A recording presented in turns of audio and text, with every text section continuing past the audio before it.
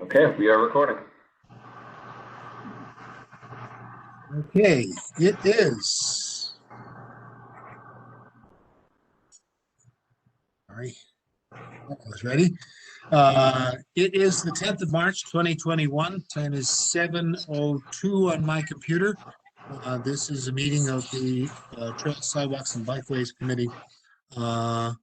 To conduct this meeting wholly electronically and to effectuate both the emergency procedures authorized by FOIA and the emergency ordinance, this committee needs to make certain findings and determinations for the record. It's a bit cumbersome, so I ask in advance for your patience, as I do every month. First, because each member of the committee is participating in the meeting from separate location, we must verify that a quorum of members is participating and that each member's voice is clear, audible, and at an appropriate volume for all of the other members. Accordingly, I'm going to conduct a roll call and ask each committee member participating in this meeting to state your name and the location from which you are participating. I'm asking for each of you to pay close attention to ensure that you can hear each of your colleagues.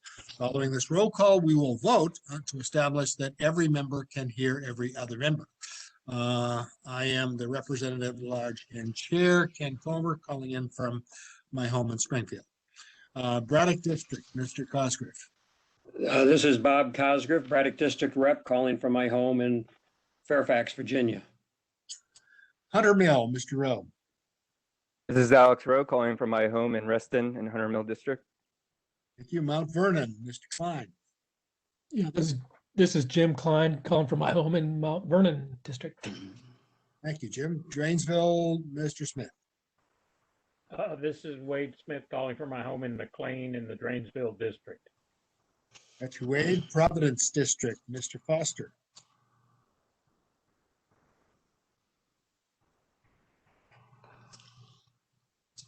No response, maybe later. Mason District, Mr. Albright. This is James Albright calling from my home in the Mason District. Springfield District, Mr. Lieber.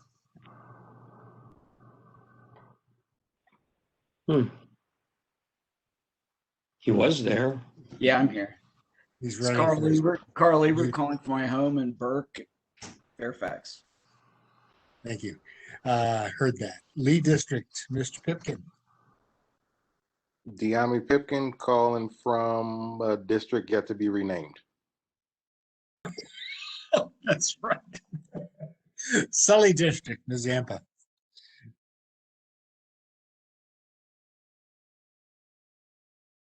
And no response. Clifton Horse Society, Ms. McDaniel. Katie McDaniel calling in from my home in Oak Hill, Virginia, Hunter Mill District. We hear you, Katie. Fab, Mr. Newman. Good evening, everybody. This is Sean Newman. I'm calling from the soccer field at Hayfield High School, where I will be attending tonight. Copy that. Fairfax Disability Services Board, Ms. Cohen. Hi, this is Debbie Cohen calling from my home in Burke.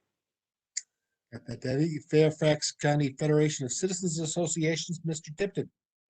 Hi, this is Mark Tipton calling from Rockville, Maryland, where I work. Heard that, Mark. Fairfax County Park Authority, Ms. Ionetta. This is Beth Ionetta calling in from Fairfax. Northern Virginia Builders Industry Association, Ms. Portilla. Soledad Portilla from Fairfax City. Got it. Northern Virginia Regional Park Authority, Ms. Reese. Hi, this is Andrea Reese calling from my home in Arlington County. And Washington Area Bicyclists Association, Mr. Albers.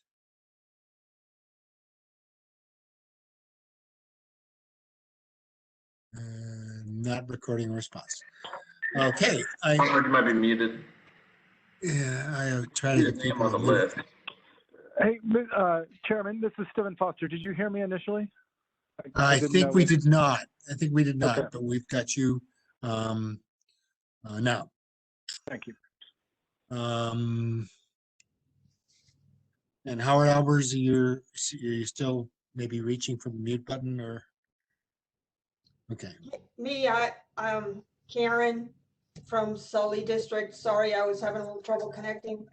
Okay, that's okay, Karen. Great. Gosh, almost everybody here. Okay, I move that each member's voice may be adequately heard by every other member of the committee. It's our practice to approve this and all subsequent motions by acclamation. So I'll ask now if there are any objections or nay votes to that motion. Hearing none, the motion carries. Second, having established that each member's voice may be heard by every other member, we must next establish the nature of the emergency that compels these emergency procedures, the fact that we are meeting electronically, what type of electronic communication is being used, and how we have arranged for public access to this meeting. Therefore, I move that the state of emergency caused by COVID-19 pandemic makes it unsafe for this committee to physically assemble and unsafe for the public to physically attend any such meeting, and that as such, FOIA's usual procedures, which require the physical assembly of this committee and the physical presence of the public, cannot be implemented safely or practically. I further move that this committee may conduct this meeting electronically through the Cisco WebEx video conferencing platform. This format will also provide a dedicated phone line. The public may access this meeting by going to fairfax.webex.com and entering event number 129-905-9190 and password trails 2021, all one word, or by calling 844-621-3956 and using access code 129-905-9190. It is so moved. I will again ask if there are any objections or nay votes. Hearing none, the motion carries. Finally, it is next required to establish that all of the matters addressed on today's agenda address the emergency itself, are necessary for the continuity of Fairfax County government, and or are statutorily required or necessary to continue operations and the discharge of this committee's lawful purposes, duties, and responsibilities. It is so moved. I will again ask if there are any objections or nay votes. Hearing none, the motion carries, and we may now move to the, we'll move to the agenda in a moment, but let me get all of our other attendees. Who is here from staff? This is David Loss from Fairfax County DOT. Nicole Winans, FCDOT. Thank you, David and Nicole. Heard you. Anybody else from staff? Us tonight. Good to have you folks. And are there any members of the public present that I have not called? This is Sam Aparicio. I'm a member of the public, a resident of Sully District. Okay, Sam, welcome. Anybody else? Okay, Sam, so... Actually, we do have two other people on our attendee list. One of the call-in user from a 560 number. Are you there and able to? Yes, this is Howard Albers representing the Washington Alliance for Better Bicycling, and I'm calling in by phone. Okay, and we do see your video. Good. And there's a Mr. Chafin as well. He's still there.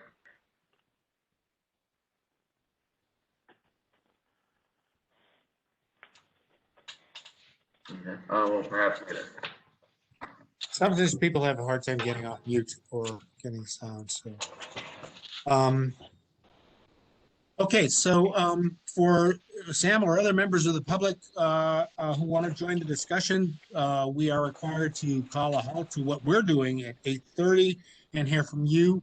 So, so it's our tradition my tradition to rudely interrupt whoever's talking at 8:30 and give you the floor. So, so that's our plan. We understand that there's some issues that you want us to discuss tonight. So, so that's when we'll do it. Okay, moving to our, and let me assume there is nobody else who I have not talked to. I think it's staff and members of the public. Everybody has been identified. Okay, good. All right.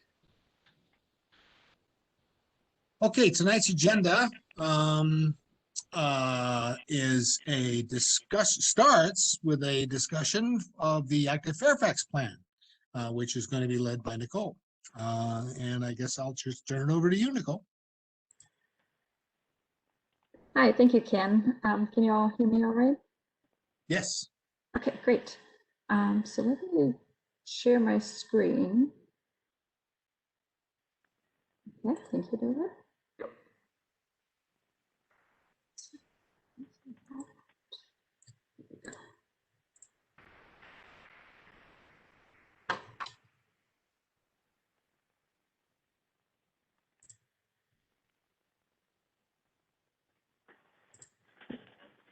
Do you see one screen? Yes? Okay, perfect. So thank you for inviting me back to provide a progress update on the Active Fairfax Transportation Plan project. For the members of the public that are not familiar with this project, it's an effort by the Fairfax County Department of Transportation to update and merge the countywide trails plan as well as the Fairfax County Bicycle Master Plan, and bring them up to current standards, expand the network as needed, provide a pedestrian element that we haven't had before, and it includes a road safety element for the first time specifically. So we have been working on this since last summer, and we just started the public facing part of the plan. So let me go over some of these milestones that are still coming up. So in March, we are expecting to complete a technical memo that will summarize the benefits of active transportation investments and the active transportation network if completed in Fairfax County. And it's looking at it from an economic, health, and an environmental standpoint based on national data and local data as far as we had available. The consultant we're working with has also nearly completed a review of existing policies and plans, both on the local, the regional, and the state level. And it's not really an analysis of these plans, it's more of a cataloging of the plans and the current policies as they relate to active transportation. And this task is currently under review and will be completed by April. We've also been working on an existing conditions analysis, which includes not just the physical infrastructure on the ground, but also what's in the plans, which included digitizing the active transportation network that is in the activities center area plans, which are separate from the bicycle master plan and the trails master plan. And the recommendations for bicycle pedestrian facilities were not in the same format. So those had to be created so we can look at the network comprehensively moving forward. And we have also looked at demographics, did some analysis on equity needs, crashes, both bike and ped, and health issues. So we have looked at it from many different perspectives to kind of get a picture of where we are as a county as it relates to active transportation opportunities, issues, and potential ways of prioritizing future improvements. That's supposed to be completed by April as well. And in that month, we will also start with in-person outreach. We started our public engagement period fully virtual last week, but there will be an in-person outreach component, as we know that virtual outreach is not reaching particularly our most vulnerable road users. So that is currently in the works, as well as a host of public meetings that I will describe in a couple slides in a little bit more detailed. And then this current public engagement period will close on May 1st so that we can analyze the results and implement it as part of the systematic safety program plan, as well as the vision, goals, and objectives memo that the consultant is preparing in May to go for review and approval to the Board of Supervisors at the end of May. And that, particularly the vision, goals, and objective memo, will form basically the base for phase 2 of the project, which will hopefully launch in the summer, where actual recommendation will be developed. So right now we're in the prep phase for that, gathering data, analyzing existing conditions, and initial public outreach. And then the end of phase 1 is scheduled for June 1st. So on the engagement, here's the link to the platform, actually to the county page that takes you to the platform. The platform includes a community survey, as well as 2 interactive maps for public comment. One map focuses on, and you can see the screenshot of that map on the right here. It focuses on barriers to active transportation, as well as destinations that people will like to get to, walking and biking, but maybe can't. And then a second map that includes the current planned network allows the public to add missing links to the network. For example, connecting their neighborhood road to a nearby trail that they know exists, but they can't get there. And there's nothing in the plan to change that. So this is the opportunity to make sure that our network, our planned network, covers all these connections that we may want to make in the future when funding becomes available. The survey and maps are promoted currently on Twitter and Facebook. I think we'll be launching maybe tomorrow with boosted posts in English and Spanish.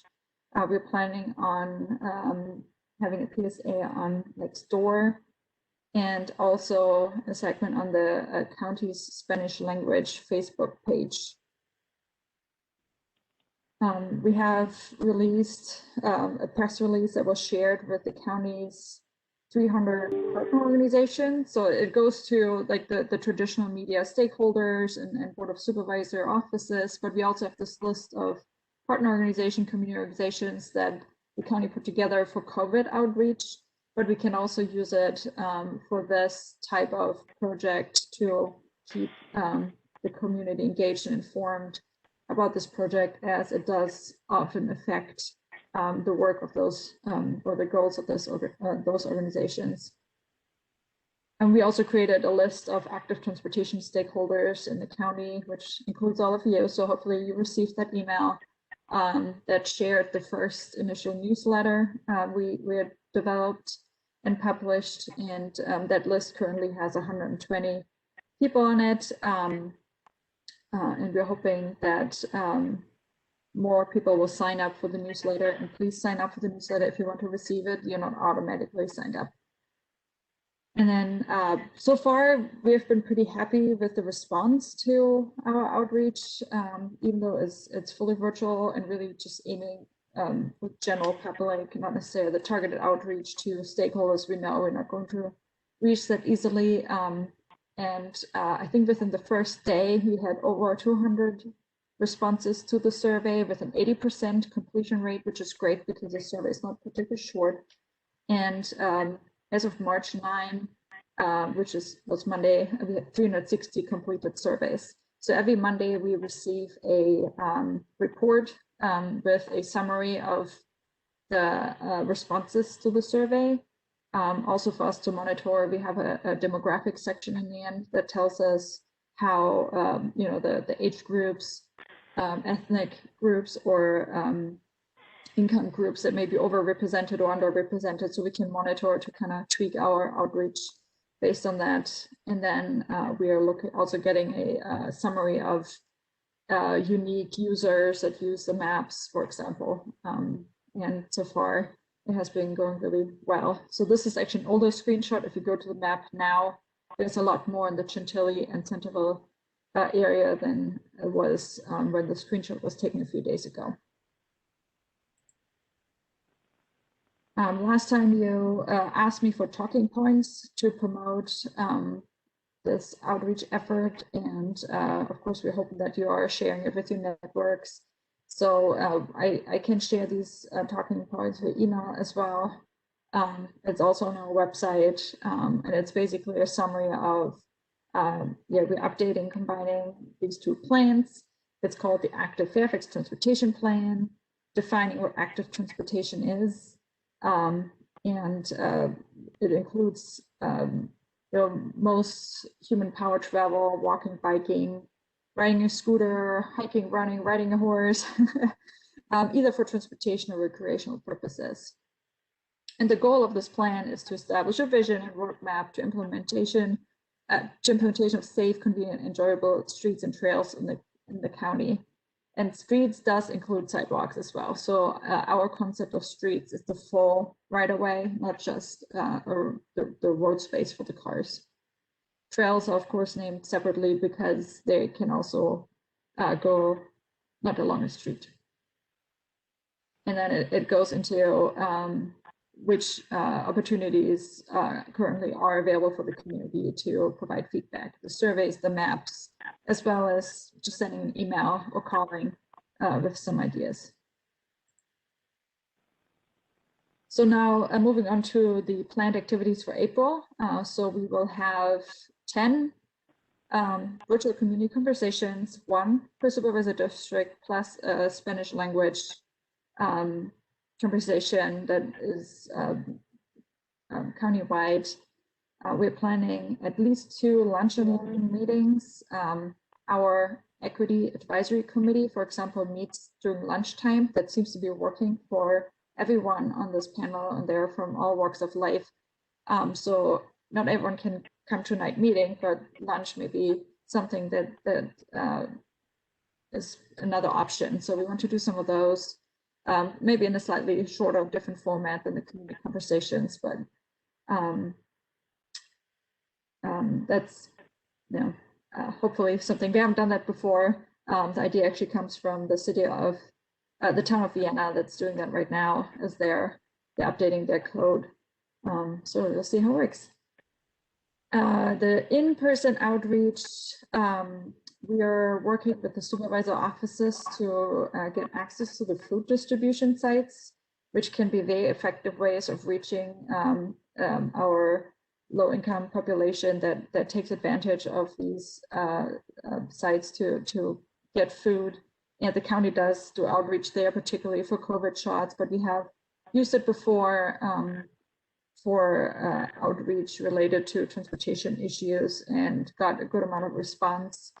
The Mount Vernon office has told us that they can also, they have an information package that they can hand to everyone that basically comes up to the site, and it's provided with the food.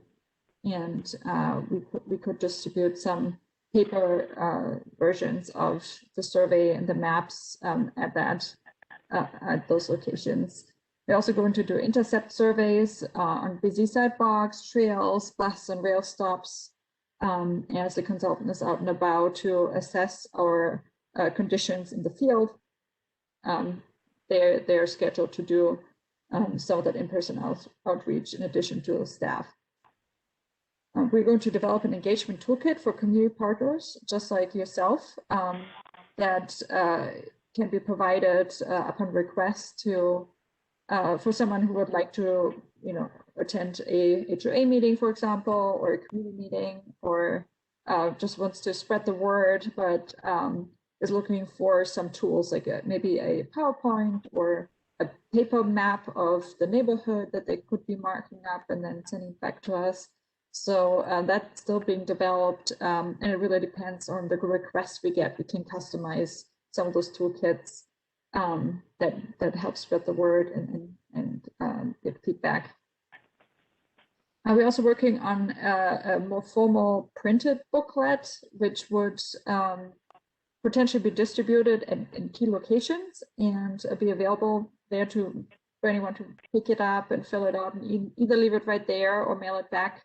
So we're currently working on the possibility, at least for example, if we hand it out at food distribution site, to have it pre-stamped so they can just drop it in their mailbox. So that's something we're currently investigating. It would include a custom map for the district. So it's not the whole county, but it would be 9 different booklets for each district. And as I mentioned, we have this project newsletter that anyone that's interested to hear more about the project, stay engaged, they filled out the survey and send it off into space. And in order to, avoid that never hearing back what actually happened, they have the opportunity to sign up to get the information about how their feedback is being used in the future. You all have asked about the advisory group meetings. So we have the equity and reuse advisory committees established. We kicked off those groups with a meeting on January 14 and 25th. It was a kickoff meeting, so it was still introductions and we had a separate training for them that was conducted on a different day, but we still had to explain the project and what it's all about, get everyone acquainted. But we had the chance to do the vision exercise we're going to do today with you all, as well as talk about potential outreach ideas. So some of these outreach strategies I just mentioned came out of these discussions. And we're going to have a follow-up meeting with those groups at the end of March to further refine outreach ideas and go over some of the draft materials we will have available and would like to seek the input on. Another question with the funding status for phase 2.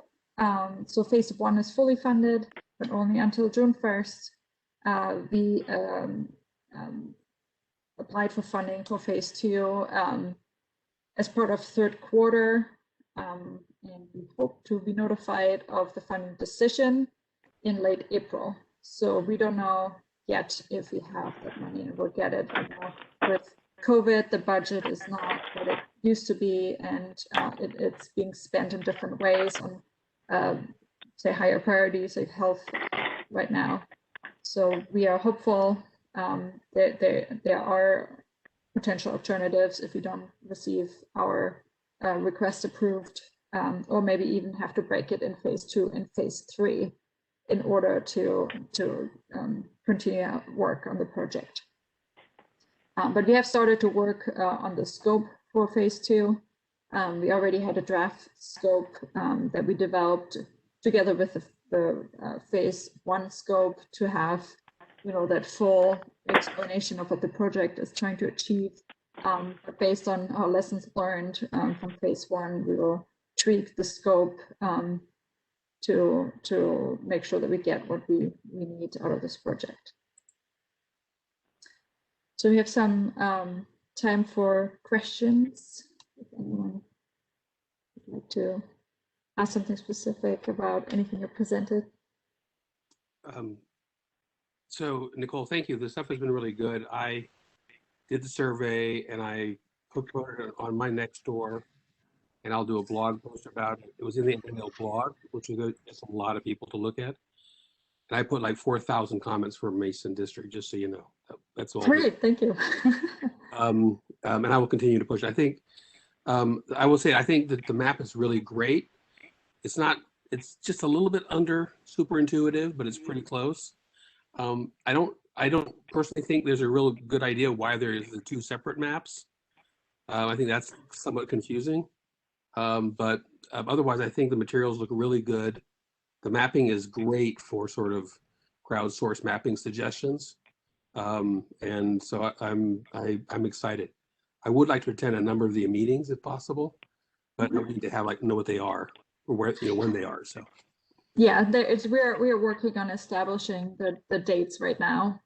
So once we have the dates, they will be released, and we can share those with you.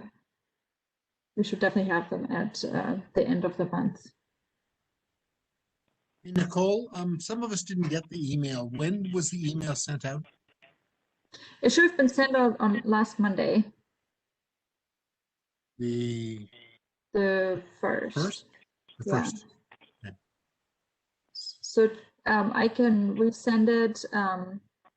There's always, if you have a big mailer like this, I didn't get a single response from the system that something was bouncing back, but maybe because it's such a big mail, Okay, check so the junk folder. let me ask. Yes, right. Let me ask everybody who wants to get this email resent to them, put their email address in the chat. Thank you. I would say, just to be clear, the chat is part of the public record. So if you don't want your email address to be like posted on YouTube, don't put your email in the chat. So if you, better way to do it, email me afterwards. And I'll compile the list of everyone who emails me specifically requesting that. You'll have my email, and then I'll get the list to Nicole. Thank you, David. Too smart for my own good. I'm sorry. Any other questions for Nicole, please? Yeah, I have a question. This is Sean Newman. So two things. One, so I've tried to put a couple things on the map, and I did find that differentiating between the several categories of what the issue was, I felt like it kind of blurred the lines, like it would be both a walking connection and a biking connection. And I didn't see a way to do multiple. I guess I could just put it in multiple times, but is that I'm not sure if that's the intention, and if it is, then I think it needs to be a little bit more clear if possible. The second question that I have is budget related, so I can ask this one first. Okay. So the second question is, you said that we're going to request it for third quarter. We were looking to get through the proposed budget that's coming up. It's not going to be in that right now, right? We will expect to see it at a different time. It was added to that budget, but it didn't make even the cut to get into the budget, so you won't see it. But third quarter is announced around the same time, and we are listed there as a potential funding source. But I was told, it's not a for sure because of the pandemic impact on the budget, but there are other ways. I mean, worst case scenario would be some internal funding, for example, deferring a project, which is of course not desirable. But of course, this is a high priority for FCDOT to continue working on and complete.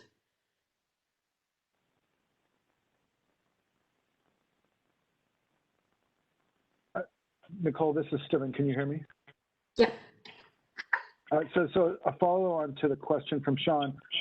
Am I to understand then that given the budget that's in process, would it be advantageous for us to contact our supervisors to advocate for funding on this? Is that what I'm hearing? Is it didn't make it to the county budget?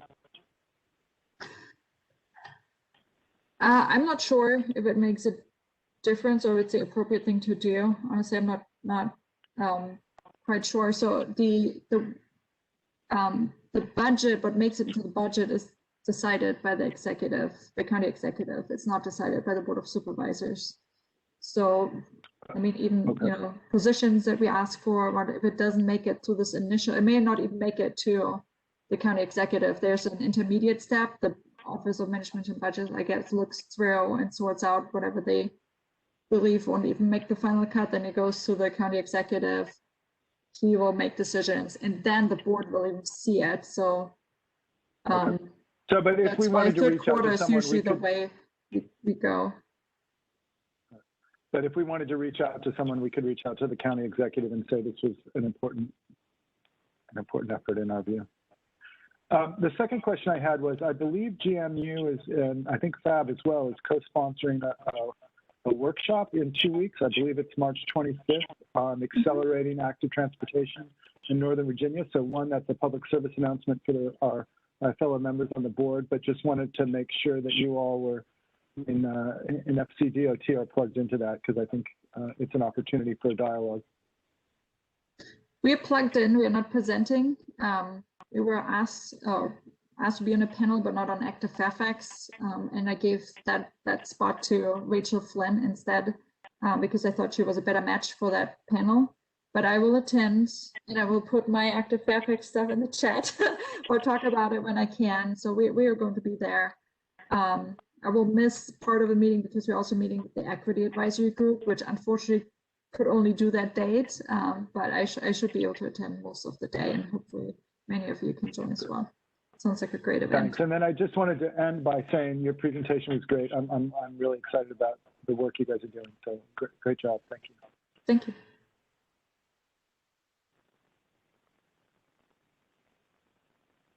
Are there any other questions? So, Nicole,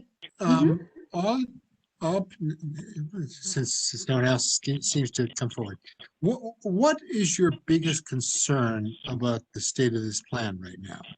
Where do you think is there a I wouldn't say a potential failure point, but is there something that stands out more than any other as a weak spot in accomplishment of the plan? Maybe a roadblock that would stop a lot of things?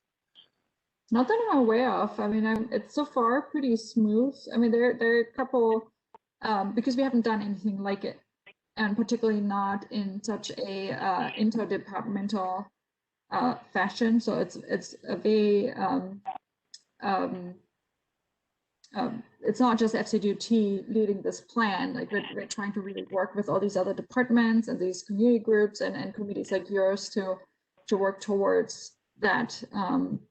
And apart from hoping that we get funded for phase 2, it's so far going really well. I think we're still pretty early on in the project. I think when we come to the recommendations, that's when we will probably see more controversy, both internally, but also with the public, obviously. We know there have been trails that were removed in the past. There may be other trails that may get removed. But so far it's all excitement because it's not, the stakes are low at this point for anyone that's participating. It's like, oh yeah, great, active transportation, we support it, which is great. And that's what we get from the supervisors as well. But once we start to make decisions, and sometimes tough decisions, it's not going to be a roadblock per se, but it's something we will need to work through. Right. Having everyone involved from the beginning will hopefully ease the conversation and improve understanding of what we're trying to achieve. We frequently discover when we actually get down to pavement and asphalt that VDOT is responsible for, would be responsible for, or is going to be dependent upon for just a huge part, probably a majority of the network, and certainly every street. So to what extent is VDOT on board with Active Fairfax? They're currently not involved yet, apart from the safety plan. I think the systematic safety program plan is where they're mostly affected, because that's where the safety hazard is usually the car, which is on a VDOT street. And it's a VDOT design of those streets that causes some of the safety issues, but could also be the solution to the issues. So that's where we will probably see a good discussions moving forward on particular pedestrian safety, best practices, number of crosswalks at an intersection, for example, how far crosswalks are spaced apart, how much paint VDOT will need to maintain to add all these additional crosswalks, this type of detail. We're not quite there yet. So what we're doing right now doesn't really affect them. They have been very supportive. They've given us their bicycle and pedestrian streetlight data for free. They're interested in the project, and we kind of bring them along and brief them.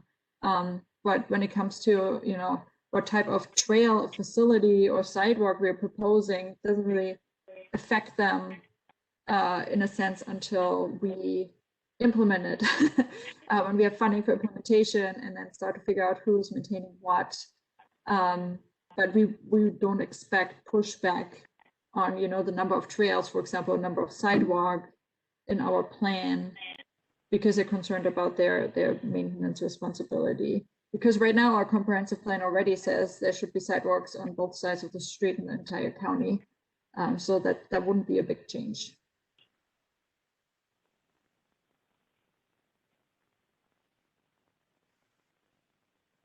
Any other questions? Okay, thank you, Nicole. Appreciate that. Great presentation. I agree with Steven. I'm sorry, any last thoughts, Nicole? Yeah, so I had a little visioning exercise. I just stopped sharing so we don't, let me share my PowerPoint again. It was on the next slide. There we go. All right, can you see our visioning exercise? So this is a really short exercise. So I think the original agenda said 45 minutes, and this is just a 5-minute exercise, and it's the same one we have done with the supervisors, and as well as the youth and equity advisory committees. And it's included in the survey to a certain extent. We started out asking for the one word, but for a survey it made more sense to have a wider open-ended question. But to be consistent with how we have handled this exercise with the other committees, I would like to do it the same one-word answer here. So we have 2 questions. So the first question is, in one word, how would you describe your current experience walking, riding, and hiking in Fairfax County? You can tell me verbally, or you can add it to the chat. The chat's preferred because that's an easier record to keep.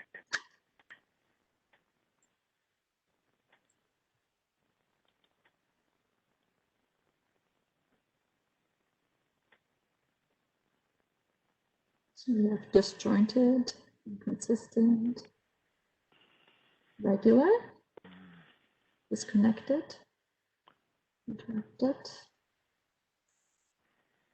busy, there, daily. For some reason, I cannot send in the chat. My word is fortunate. Fortunate.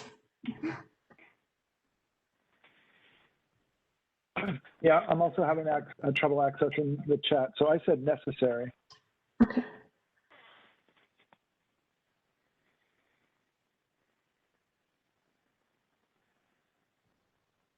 Everyone else was able to access the chat? Okay, great.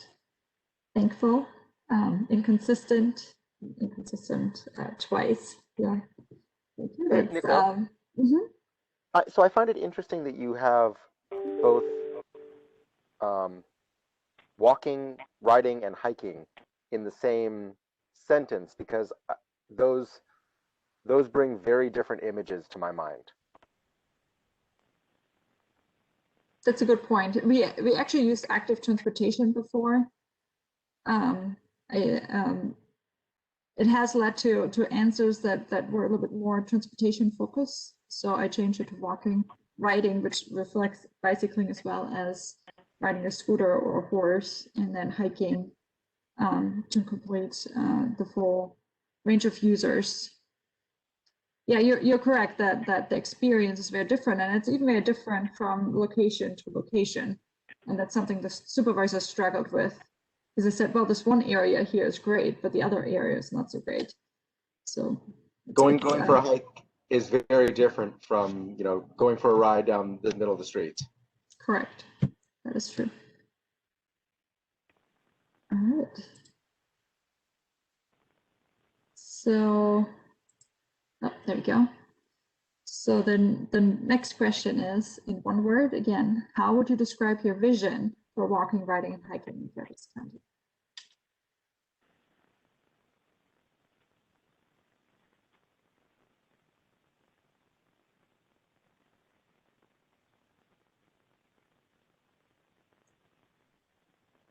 So smooth, Sean, is the first response, right?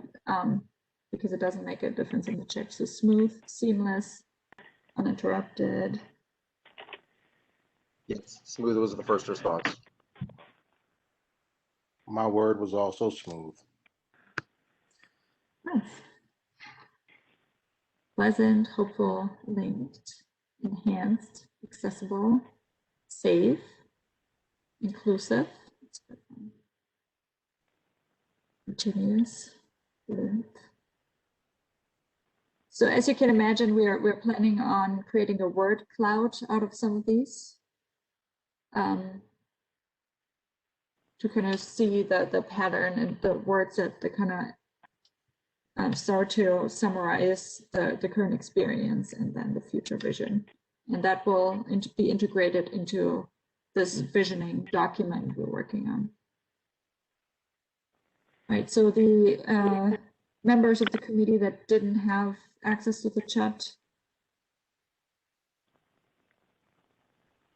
would you like to share a word? Or were you able to access the chat now? I think I was able to access it, but I said enhanced. Enhanced, okay, great. How many respondents are you planning with throughout the county on this project? So this is probably the last visioning exercise as part of a committee. So we've done the other committees already and this board of supervisors, and then the public gets the same questions, but they can answer in more than one word. Just to keep the survey short, otherwise we would have asked to describe it in one word and then now describe it in a paragraph that didn't quite make sense. So we will use keywords for the word cloud from the public responses to that question to supplement. And how many respondents do you think would be a good representative number are you looking for, or do you have a number? Maybe hoping for about 3,000, on par with other outreach efforts we have done. The more the merrier, of course, but we also know that the reach is limited and not fully representative. Just so to let person. Okay. Just to let you know, the Park Authority had just completed a dog study. They spent a whole year on it, and they had over 4,000 respondents. Great. So they had a much longer period of time than 1 month to the public. I hope it's a long enough time to get everyone activated. Yeah. Yeah, unfortunately, that was the nature of the project. And it's not the last time we're going to the public. This is just the first round. There will be multiple rounds of public engagement. But are you going to have the vision completed by June 1st then, or not? The vision would be completed if it's accepted by the Board of Supervisors. Are there going to be public hearings on this? Oh, it would be as part of the comprehensive plan update. So we're not in a comprehensive update phase yet. So we don't have public hearings. But this is supposed to become part of the comprehensive plan.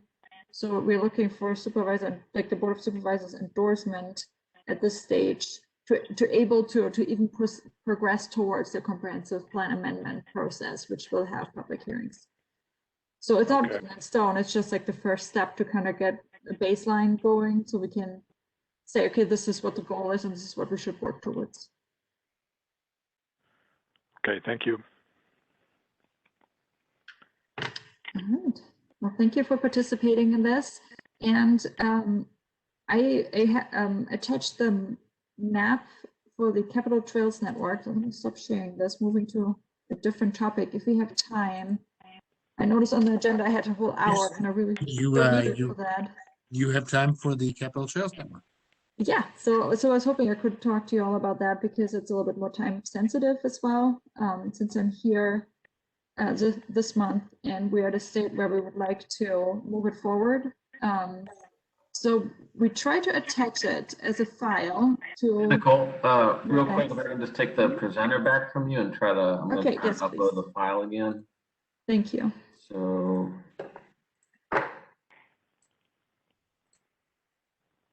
I'm gonna share a file, everybody. And then hopefully you'll all be able to access it.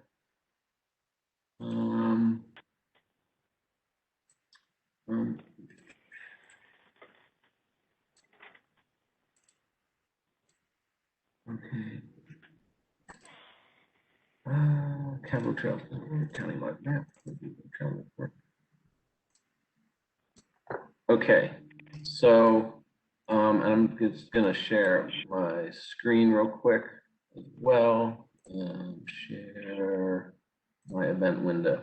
Okay, so at least for those of you who haven't called in, which I think is most of you, if you go up here on your WebEx where there's file, and then there's the drop down for file, and then there's transfer, and when you open transfer, it will pop up this window, and hopefully in there will be this file, proposed regional trail network, and you can click it and download it. So hopefully that works.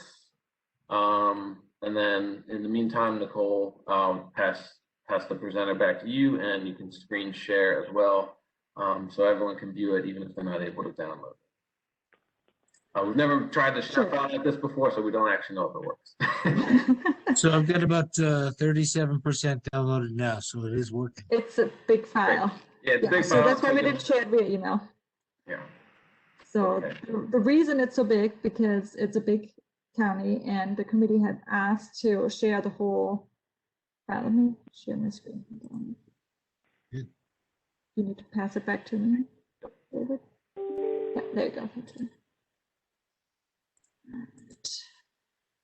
So it's a high resolution PDF that you can zoom into to see the details, such as trail names and road names. Let me interrupt. When you transferred over to Nicole, it stopped downloading. Oh man, really? Ooh, It's okay. gone from the file transfer folder. Okay. Okay. All right, I will take it back and put the file back in there, and I'll just screen share the file. And how about that? It takes about 30 seconds to download, so we can just wait for a second. Or I can explain what this is about to the members of the public that are not familiar. Did you say there would be another way for us to access it? I'm not able through the device I'm using right now to access the file as you described.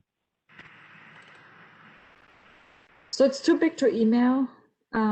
If this file transfer doesn't work, we have to come up with something else. So usually we don't use Dropbox, or we could potentially because we work from home, or some other file transfer site. Is this a public document? So I say that again? Is this a public document? It would be as part of this meeting. It shouldn't be necessarily published for public comment because we haven't even showed it to the supervisors yet. Sure.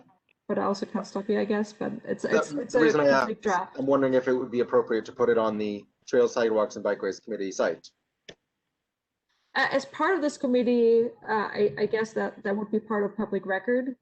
Okay. But for example, FAB shouldn't necessarily share it with the members for comments at this point. I think we need to discuss it with the supervisors first. And we will be able to do this. So just for stepping back while we're waiting for this.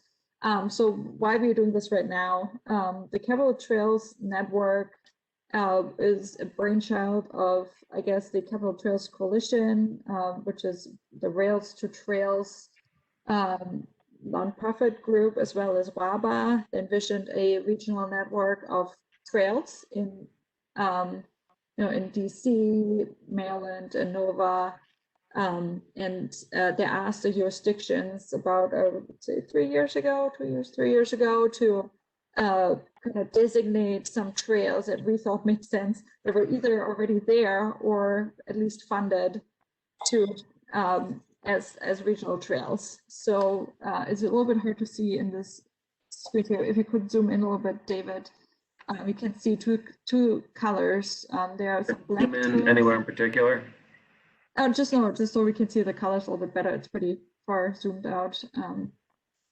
So the what is listed here as current trails, it means current designated trails. They're not necessarily inexistent, but they're currently designated as trails that are part of the Capital Trails network. It only shows the Fairfax County trails here, not the other trails, because we did not have the data, access to the data. We just got it. It's actually a legal agreement we need to sign to even show the network that's outside of our jurisdiction. And of course, we want to do that as part of Active Fairfax. So we just got permission, but it was not quite early enough for this meeting. That happened this afternoon. So there is more trails that feed into our network, but our network was a little bit limited because of that disclaimer that it had to be trails that were already on the ground or at least funded for construction in the next couple of years. So here you see, for example, the Fairfax County Parkway Trail, and I guess it's the Springfield Parkway, is what it's called. So there are some of our major regional trails, which are in different conditions, that kind of made it the first cut. And then you see this squiggly line that goes east-west, which is a planned trail, not funded. There was one exception that made it onto this map, based on, I guess, advocacy demand to include that. But then it's really not a regional network that the county envisioned or would like to have represented, which in the beginning wasn't a big deal because we weren't even part of the coalition. But then the Council of Governments adopted it, and it made it very official, and it now influences funding, federal funding choices or study choices with funding that comes through COG. Or the federal government, such as transportation alternative funding. So all of a sudden it became very serious, and now we thought it was time to even in the interim to flesh out our network a little bit more with trails that were already on our trails plan. So those are not any new trails; they all have been there for years. So they're just kind of highlighted as having a regional function, going somewhere, connecting. Some of these are 8-foot trails, some of these are 10-foot trails, so they're not necessarily, I think most of them are supposed to be paved. I think there's one, maybe that is a natural surface along a road, which if we would implement it, it would not be a natural surface, it would be implemented as a paved trail.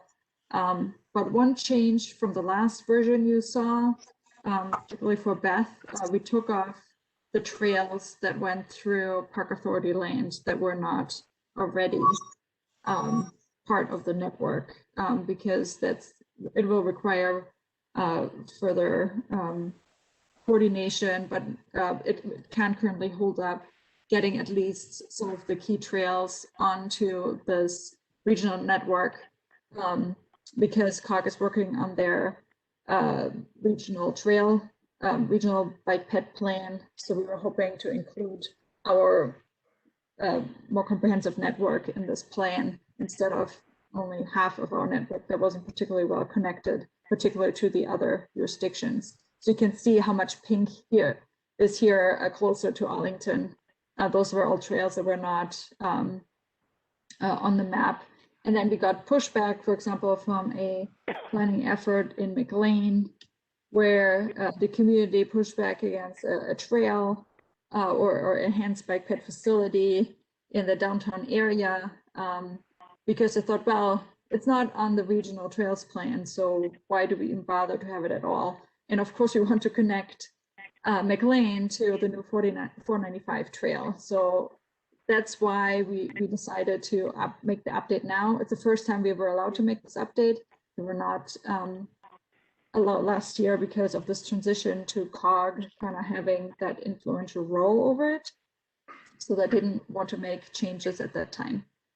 So that's why we're doing it now. But then through Active Fairfax, we're planning to do this a lot more comprehensive and with community feedback. And we actually have to update, what facilities, and we can hopefully do more natural setting trails. So I think a few of you commented that all these trails seem to be going along roads, and that's correct because that's what we have influence over right now. The Park Authority has a variety of concerns about some of the design guidance that comes with this regional designation. So that needs a lot more comprehensive planning than just a quick update that we're trying to do here. So that's just a little bit of the background on the map. So has everyone been able to download it? This is Wade Smith. Can I ask a question? Sure. Is there a definition of a regional trail? What would be does it have to connect with other counties? There seems like an awful lot of trails on here for if it's regional. It's because of the scale. So Fairfax County is huge. So when you start to zoom in and compare these trails with the other trails that are on the plan, some of you received the original version that had kind of the comparison, but it was just too crowded for this map. So where you see a pretty dense network, it's actually for cyclists. That's a pretty big, it's not very tight network. So they have to go 20 minutes to even reach the next trail. So for a driver, it would be easier to reach. And it's like, there's like 5 minutes here from it there. But if you want to do a loop, that's a long way to go. So we're trying to keep these loops within like the 8-mile radius to be even usable. So we need a certain density to be usable, but there are a lot more trails that connect to the system or even connect through that we didn't include. So if you would overlay this with our trails plan, you would see hundreds more lines on the map right here. So it seems dense, it's because of our scale in comparison to the size of the other counties. And that's just the nature of looking at any map in Fairfax County, that it seems overwhelming. But if you zoom in and you actually use it, it's actually not that big of a scale. So but the goal was to answer the question. So what we're looking for are trails. First of all, they connect with each other, but that also connect activity centers, major destinations such as big parks, transit stations. So there should be a transportation function, but also a recreational function, and it should kind of be accessible to most, or in a reasonable distance from everyone in Fairfax County for equity reasons. So you can reach that network pretty quickly. And that's also a reason why we need a little bit more density in the network. Is there any way do we know how this connects with, it's just a map of Fairfax County. We don't see any of the others. So correct. If it's a regional network, I would think we would need to have some idea to connect to how it connects with, the other counties, which is the whole point, I assume. If COG is involved there, they're not interested in, a certain specific trails within Fairfax County, which would be our business. If the idea is connect, a big regional system, we can't see how that does this. Right. So if David, do you want to share the website of the Capital Trails Network just to give an idea? As I said, we are not currently legally allowed to show the rest in GIS. Like I would have needed to draw it by hand, which was not feasible for me. So I had to wait to get this legal agreement through today in order to even show the trails to connect. But of course, when we were planning this, we were looking at the other jurisdictions, and as part of Active Fairfax, we are going to coordinate with the other jurisdictions. So even if they don't have a trail there yet, because we didn't have one, that it may make sense for them to connect to us. Where do you want me to go? To the Capital Trails Network map. Online? Yeah. While we're doing this, I have a question and a comment. So the comment is just, on a brief look at this looks like it connects pretty comprehensively.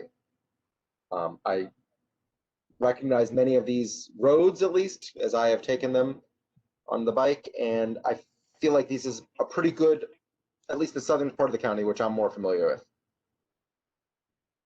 The question then is, what is the purpose of this map?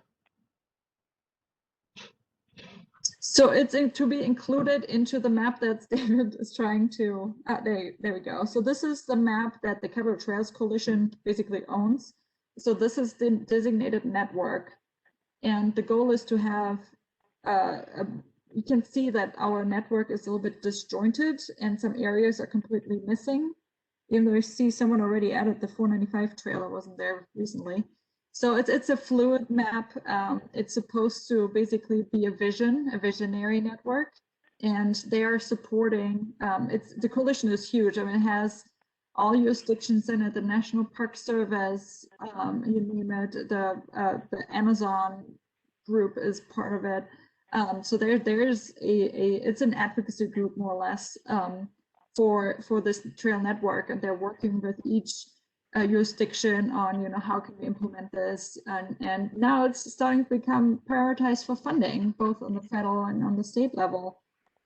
So there is definitely some teeth to it to have this designated. So we do lose trails on a daily basis, not daily, but when we try to implement some of these trails, there's pushback like, oh, why don't we just do a sidewalk, because the property impacts are significant and a trail seems to be overkill. But if it's one of those trails that actually goes somewhere, and maybe they go through a single family neighborhood where there's not a lot of density, but if it's part of a regional connection, we have never looked at it like that really regionally. So this is the first time we're doing it.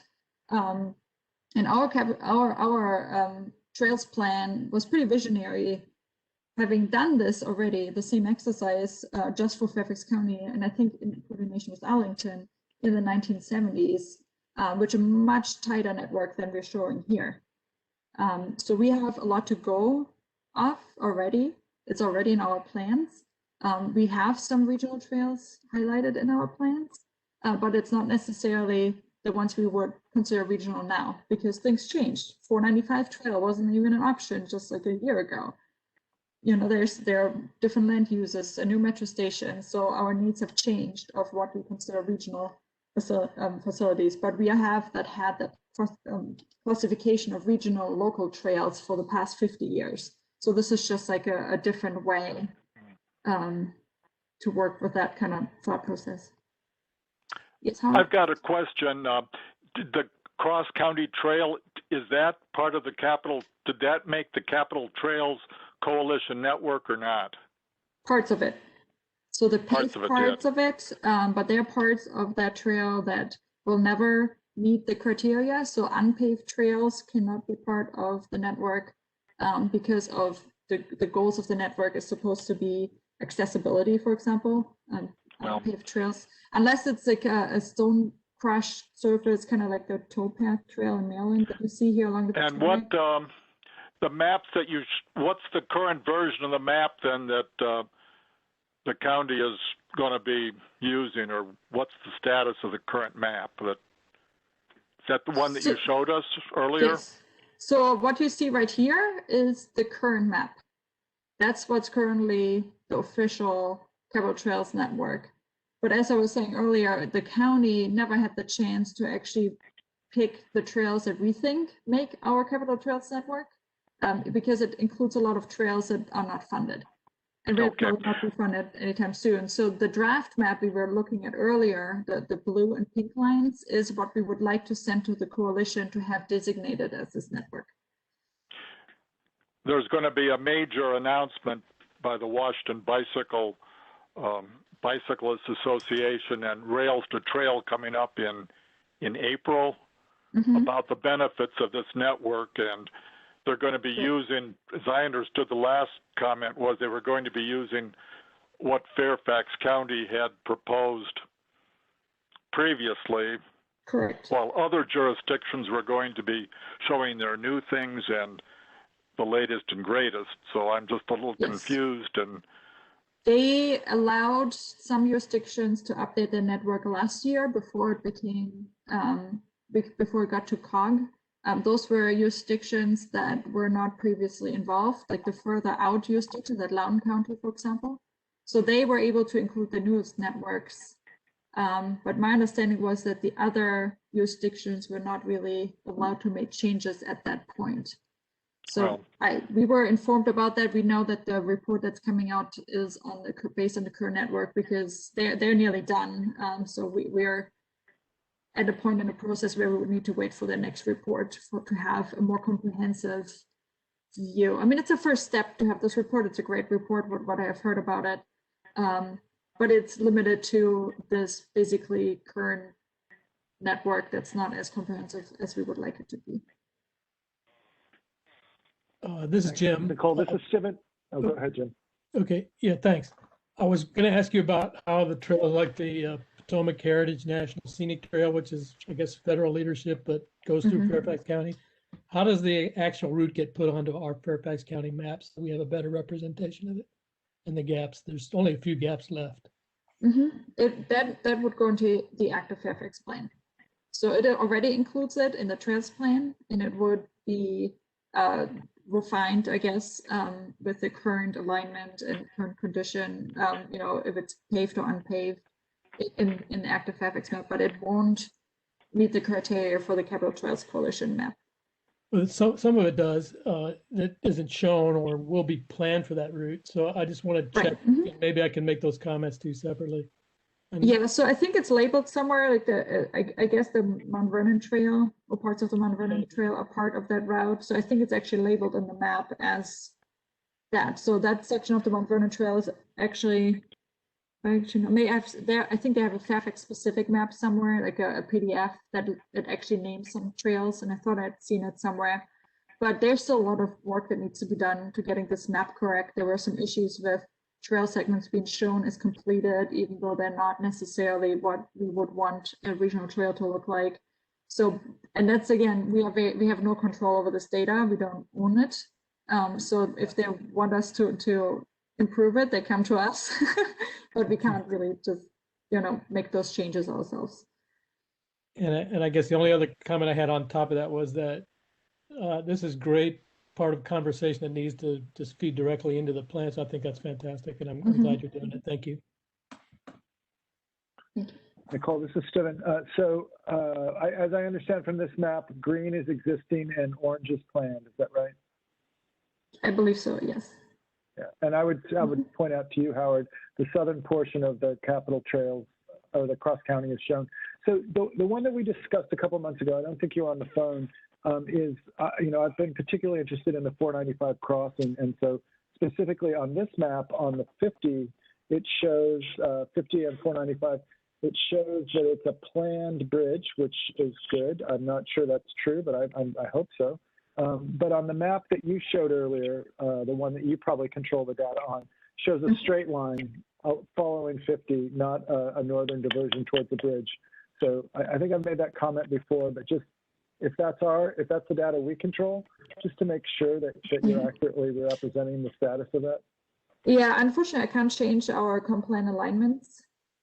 So I have to follow the lines that are in the comprehensive plan. So I can't make that diversion if it's not currently in the comp plan. If it is, that's I can take another look. But if it's currently not in there, like the Route 50, I'm pretty sure actually goes through the intersection, even though it shows the potential crossings as well. This map is accurate that we're showing, except for the thing that I'm not sure that it should be orange crossing the Beltway, but I'd love to have it be that way. Yeah, I think we need to do like a separate kind of work session once we have our network in to ensure that everything is accurate, because it's really hard to do for them just looking at satellite images, and our data is not that great. But again, and you will see that the lines I drew on the draft map are pretty rudimentary. It's not the actual alignment. It's just like this trail right here, because of course I'm always very little time on my hands for this kind of stuff, particularly with Active Fairfax. But it's really important to me that we get this, at least something, done now. And the Trails Coalition has our trail network and bike network GIS data, and they can look at our map and say like, okay, you know, this trail along this road is what is in the plan, and then they can use their GIS data to create a prettier map of our draft. In a perfect world, I could do this myself, but again, we don't own their data, and I'm not allowed to edit their data, so you might as well do that work for us. So, Nicole, my comment on this is that I think that if this is a quick response submission and something that, you know, is just done with the best data that we have without significant public input, which it clearly is, yeah, it seems like a good submission that can be changed later. Right. And as we go through the active Fairfax process and work through, you know, public comment and figuring out with the interactive map that you guys have created where the actual gaps are, et cetera. And considering that these are all kind of largely are kind of visionary trails or, you know, hoped for trails, it seems like a positive map, and I think it's a good submission for interim, with the kind of caveat that, hey, we're still working on this. Yeah, and it's so this entire map is supposed to be fluent, and will have the chance going forward to update it every year. So there will be other reports that look at, you know, once the network evolves a little bit, that look at the benefits, and yeah, it's just I just want to get us to a point where we can actually stand behind what's currently on the map, and we're not at that point yet. Can I ask one quick question about the map, actually? So you talked about the facilities that are required for it to be part of the Capital Trails Coalition, and one of those requirements. So does that mean that in the places where we have lines that are not currently, I think, meeting the width of the trail, that those are in the comprehensive plan currently to put that level trail in those locations? So we have the flexibility anyway. So when we implement any lines on the map, comp plan is just a guide. It's not set in stone. So we look at what makes sense. Does it make sense to have an 8-foot trail? Does it make sense to have a 10-foot shared use path? Depending on, you know, available space, what does the road context look like? You know, a 10-foot shared use trail makes a lot more sense next to a major road than next to a country road, where it would look very much out of scale and wouldn't get enough traffic to warrant the 10. And we want to be sensitive to environmental impacts as well. So we don't want to overbuild. We do have the ability to build 8 feet. We don't want to go under 8 feet. So the comp plan does have these 6-foot trails that we're not building anymore unless it's really the only thing we can get, and then we don't really call it a bike facility. So all of these have to be bike facilities. It's supposed to be a multimodal network.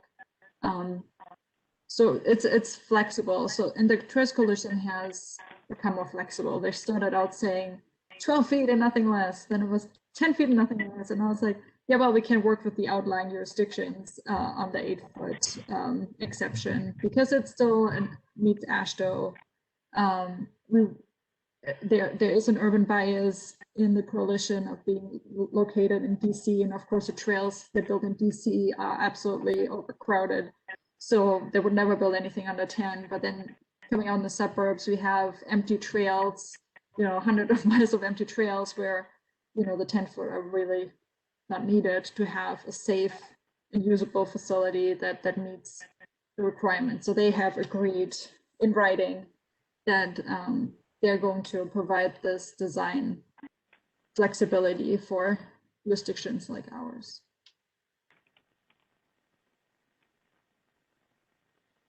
So we just want to be context sensitive when we build facilities.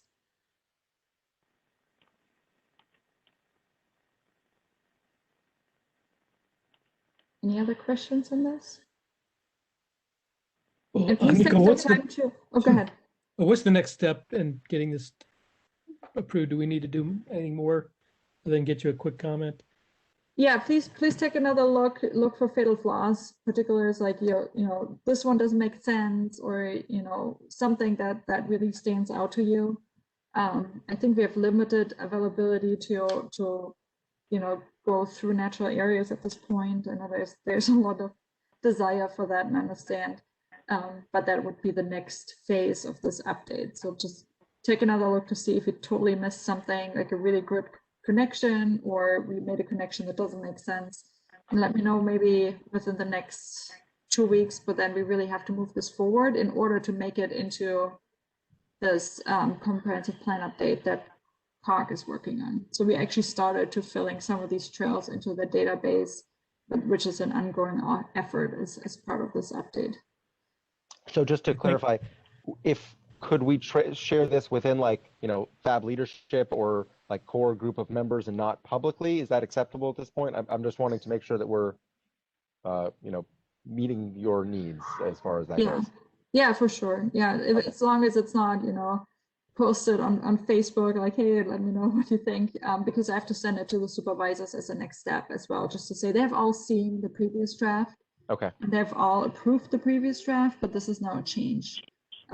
So there we changed some connections and we need to do that another round of review. Got it. Thank you. And Beth, I'm not sure if you want to take another look just to make sure that we caught all the trails that were of concern to the Park Authority. Yeah, I was gonna ask David if he could send it through the transfer folder through Outlook when I'm at work, because I don't want to download it to my home computer, but I can get it from you guys through. Oh yeah, sure. You're easy. Yeah, that's the X drive, right? Yeah, X. Mm-hmm.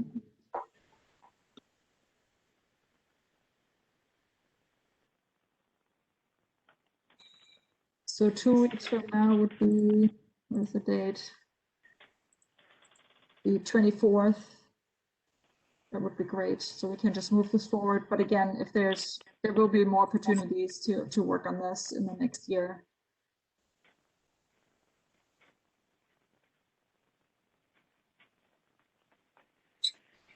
Okay, and the next thing on the agenda is the staff report. Right, do you have the agenda? The agenda. David, the updated. So I think the one we sent had Chris on it, but Chris is not here, so I guess David and I will share. So I made some notes. Let's see. Paving. So we are starting actually tonight, and that's where Chris is not here, with the repaving and restriping meetings. We have 9, and I can read the dates to you. So tonight is Providence. Started at 6:30, probably already ended. The recording will be posted on the website.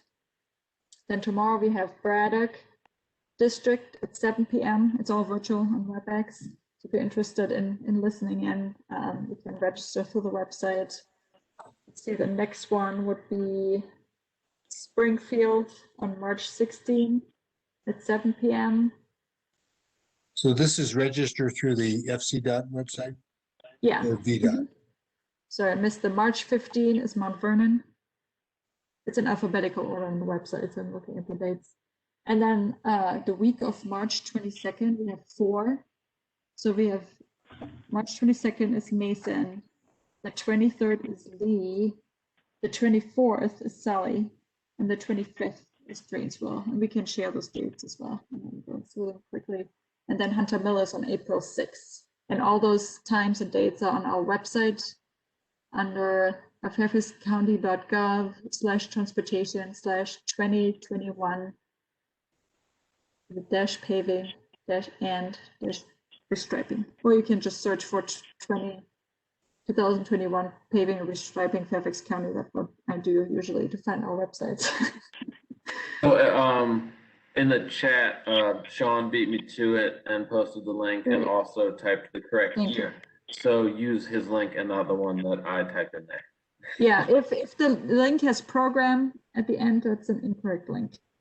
So that's the one without, it just says paving and restriping. There's a reason why there's another website that has a program at the end, because that link was shared by mistake by one of the districts. So we created a dummy page that links back to, but it's not being updated just for that particular district. So can I make a comment here about the repaving program that I'm not going to make publicly because I understand where it is in the process, but I'm looking at some of the roads that you guys are considering, like, for example, Commonwealth.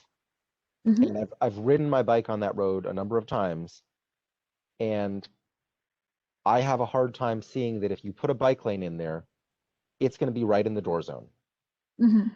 And it's going to be very uncomfortable to ride in the bike lane. And it will also be uncomfortable to ride in the street then, because then, you know, when there's a bike lane, the vehicles expect you to be in the bike lane. And so they tend not to give you as much space.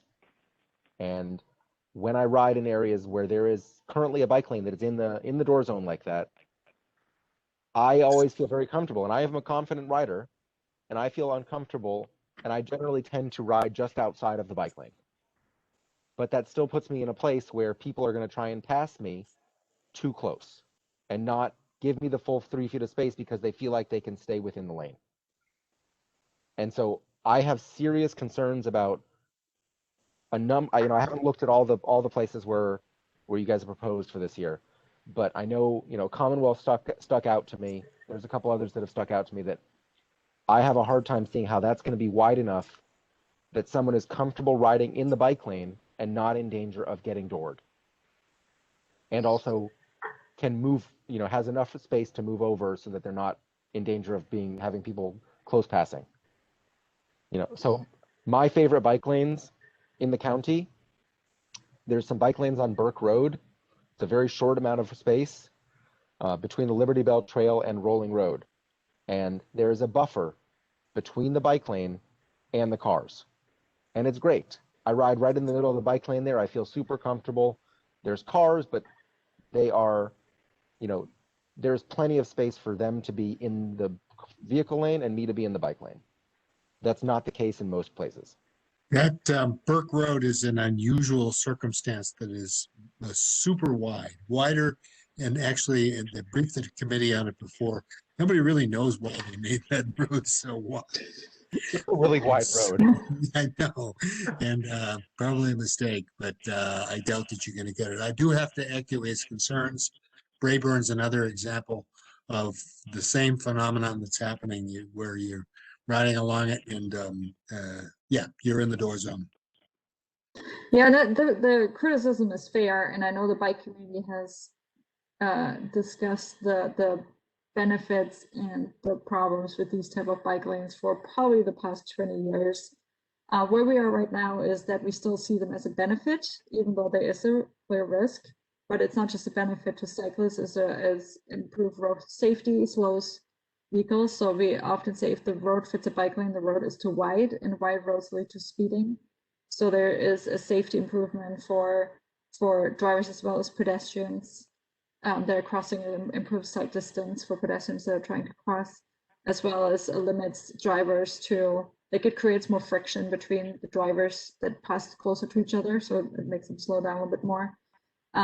And for someone that is getting out of the car and they have that space to, you know, safely get out of the car. So there's a lot of benefits, but yes, we do see where the issue is. In the residential areas, there is not much use of those parking spots. Like the turnover is not that high. Like usually people park overnight and then get in the car, drive somewhere in the morning, and then come back in the afternoon. My concern is strongly when it comes to more commercial areas like Tyson's, where we put these bike lanes as a best practice at the time, next to all the parked cars, which we wouldn't do today because of the parking turnover being really high. So the chances to actually be in a conflict there are much higher than in a residential area. So it's not perfect, and I wish they could be wider, but we still see them as a benefit overall. But yeah, use them with caution, and luckily we now have Virginia legislation that if something happens, that it's the fault, the driver's at fault, and we're asking drivers and training drivers to look for cyclists in the bike lane. Excuse me, Nicole. This is Mark. I wrote Chris after our last meeting last month about this, and it's regarding the paving and restriping. And I just wanted to ask that you ask VDOT to make the crosswalks more noticeable with the ladder type painting of the crosswalks. because I notice a lot of crosswalks are just the two parallel lines, and then they've been, worn down, and you can hardly see them anymore due to travel. So I wanted to ask that you, hopefully, when you're doing these repaving streets, that you get the crosswalks painted better. Thank you. Thank you. That's a really good point. And luckily, VDOT now does that without us asking for it. So I think 2 years ago, they started to upgrade mid-block crosswalks, unsignalized crosswalks. They cross a main line to high visibility. And sometimes even if it's along the road, like crossing a side street, if it's near a school or metro station. Unfortunately, they don't do it to every crosswalk because it costs a lot of money, and VDOT doesn't have that money as part of the paving process. So they're very limited extra budget, and I think each crosswalk is about $2,000 for the initial installment and then maintenance, and that's not money VDOT has. So they do it where they find it most important, and yes, we asked about it, but it's that they're pushing back for financial reasons. So I'm not sure where. And we have issues with that limited striping budget for our bike lanes too, that we no longer can do buffered bike lanes as freely as we did in recent years.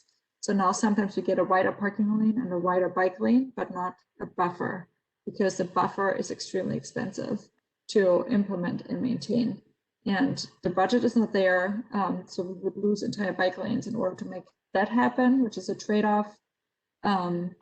So that's a Richmond issue, I believe, that their striping money was reduced, or at least not kept up with the amount of roads they're paving. And I'm not sure who makes those funding decisions, but that has been our reality, that they value the safety aspect, but there is a fiscal impact that they currently cannot commit to. Okay, let me once again rudely interrupt our staff report. Go ahead. Because the 8:30 has arrived, and so it is the time for us to move to public comment. As of now, Sam is the only one who's identified himself. So I'll open the floor to him, and if there are anybody else from the public who's joined us, feel free to let yourself be known either verbally or in the chat. So, but Sam, let me give you the floor if you would like to say anything. Good evening, everyone. How much time do I have?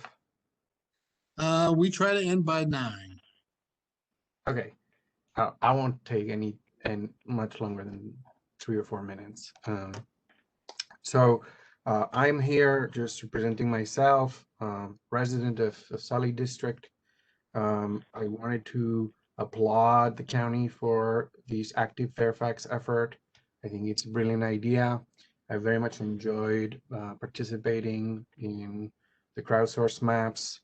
And I really hope that the public can also help not just put trails on a fictitious map, but help shape the priorities. And I want to encourage you to think about asking the public for real trade-offs that the county has to make, and to at least measure where the public is with those trade-offs. So do we want more miles of bike trails, or more a more connected system?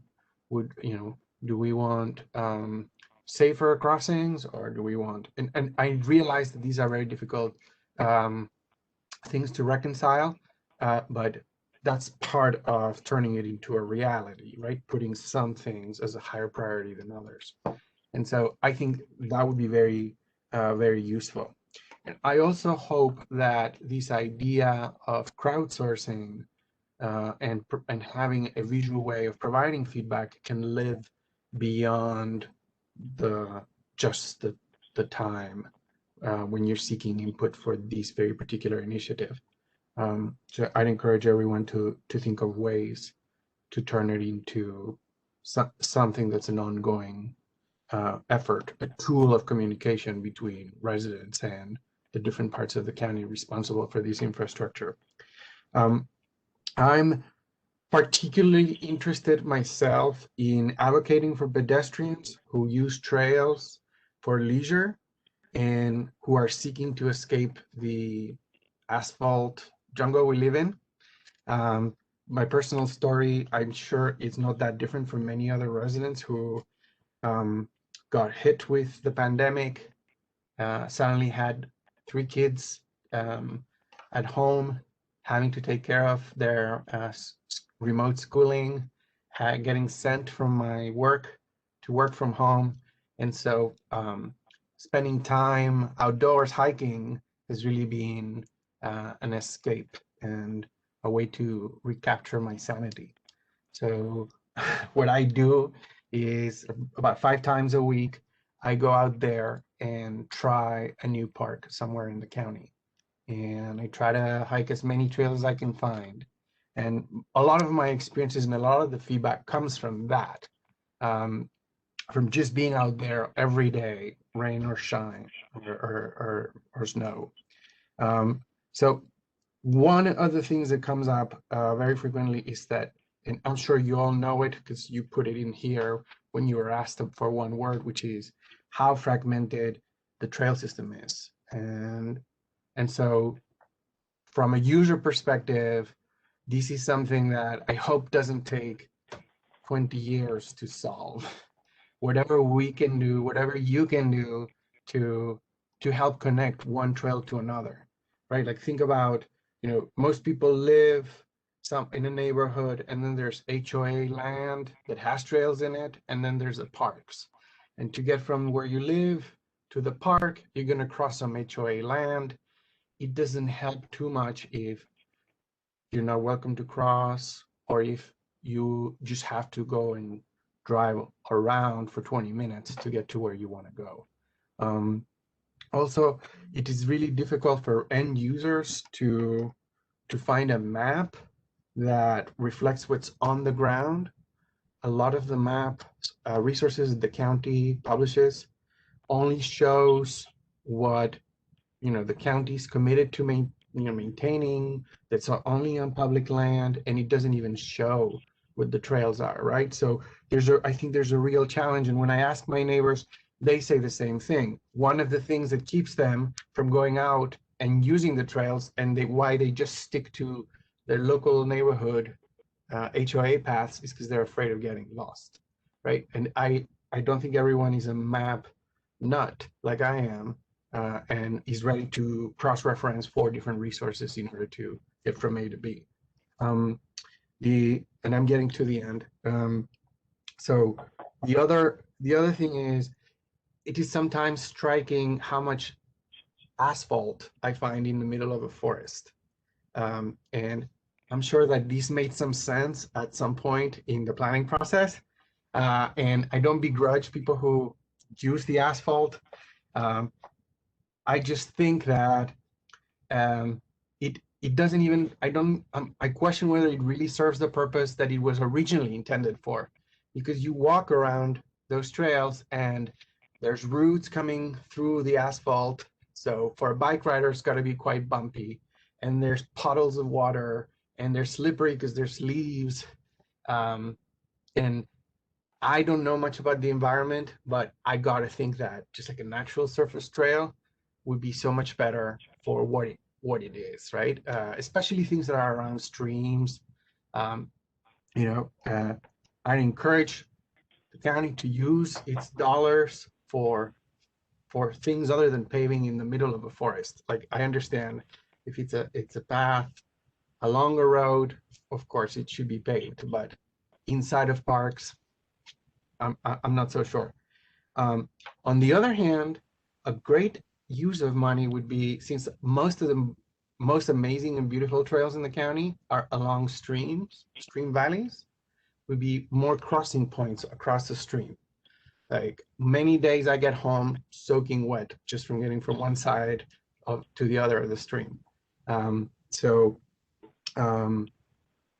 last issue I want to bring up is there's a lot of fear or uncertainty around access to trails that are in homeowners associations.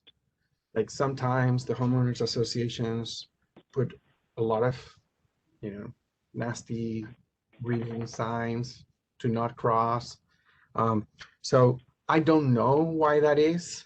I hear that it may be because of fear of liability of what may happen to someone who's just walking on the trail. So I think I would hope the county can do something to clarify or incentivize homeowners associations to open up their trails to the public so that it doesn't feel like you're trespassing just to get from one point to the other. But anyways, that's it. I also want to say thank you to everyone for working on all these things and for serving on this committee. It's much appreciated.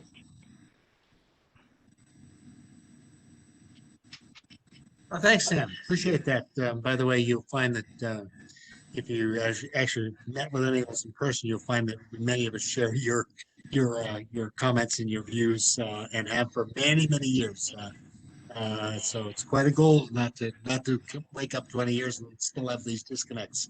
But we certainly share that. So I appreciate that. Can you just quickly respond and just one piece of information for Sam, because apparently his comments were so amazing on the map that Bill Niederinghaus called me to know who is this person, like, can you put me in touch with him? So Bill Niederinghaus is one of our big hiking advocates, and he's very effective of getting all these trails, not only on the map, but also built. So I don't know if you have met him before, but if you would be open to it, I would be happy to put you in touch with each other, if you would like to share your email address. Yeah, absolutely. Thank you. Don't put it in the chat though, just send us an email. Yeah, don't do what I said. And we do have another member of the public. Yes, hello everybody. Can you hear me? Yep. Go ahead, Sheila. Great. I think Sam was like a setup for me coming in when he was talking about getting across. I don't know, Sam, you've seen the new bridge that is across difficult run Stream Valley. That's just been, tomorrow would be a month that it's been in place. And I'm here to thank again the Trails Committee, because certainly it was through your help that we were able to get the funding so quickly on that. And so as co-chair of the coalition to replace Gableston Bridge, I just wanted to let you guys know I tried to copy you on a lot of the emails that were going back and forth with Park Authority, and we certainly appreciate everything that Tom McFarland did as the program manager to try to be very patient and answer questions, as we tried to keep up to date on everything.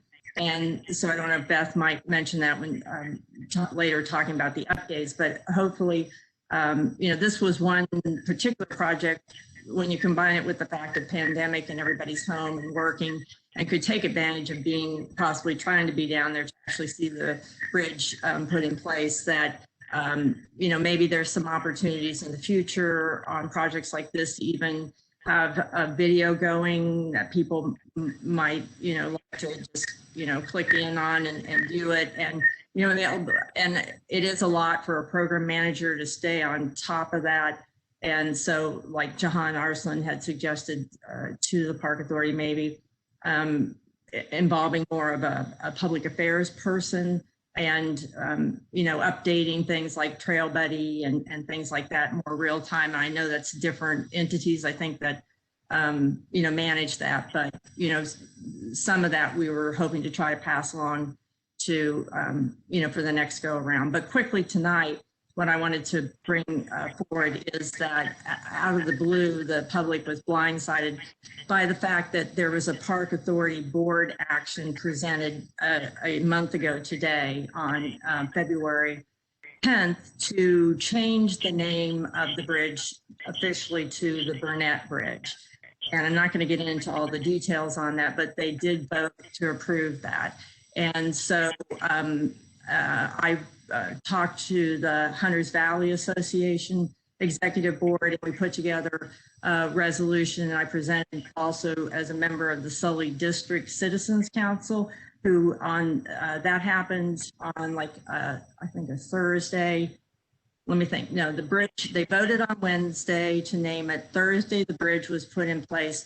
Friday, we got the announcement that the action had taken place. Then that next Monday, the 15th, I presented to the Sully District Council, who was also meeting with the Fairfax Western Fairfax Council, that this had happened. And we were all very upset this had not been a public process. And so come to find out that the park's assumption was that, and for years it had always been, a lot of people referred to it as the Gabrielson Bridge. So they had approached it as a renaming process, which they justified did not have to have public involvement. And when I went back and researched it, actually, I don't know if you all remember, but there were issues with easements being obtained for the placement of the new bridge. And so we had to get an easement on both the eastern and the western bank. When you looked at the quitclaim that was processed for the eastern bank, that access from Hunters Valley Road, that trail down to the bridge, including the eastern pier and all of the decking of the bridge, that easement was quitclaimed by David Wickens, who still owned that, in 2018 to the Board of Supervisors, not to the Park Authority. So the plan always had been that after the bridge was in place, then the Board of Supervisors would transfer that over to the Park Authority. So two things combined. One, it wasn't a renaming because, first of all, they didn't, nobody owned it.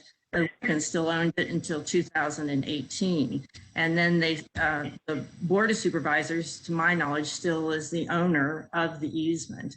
And so we've asked that they rescind the name because the process, hadn't been handled correctly.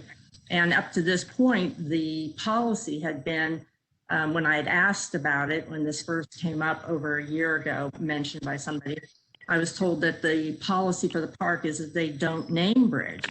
So we were like, great, then this won't be an issue. And so that's why it also was such a shock that they announced that they had voted to name it. So, nobody's asking that they name it anything. I think that our policy should continue. And in the meantime, I've been able to do some research, and I just wrote an article for the Sierra Cascade newsletter.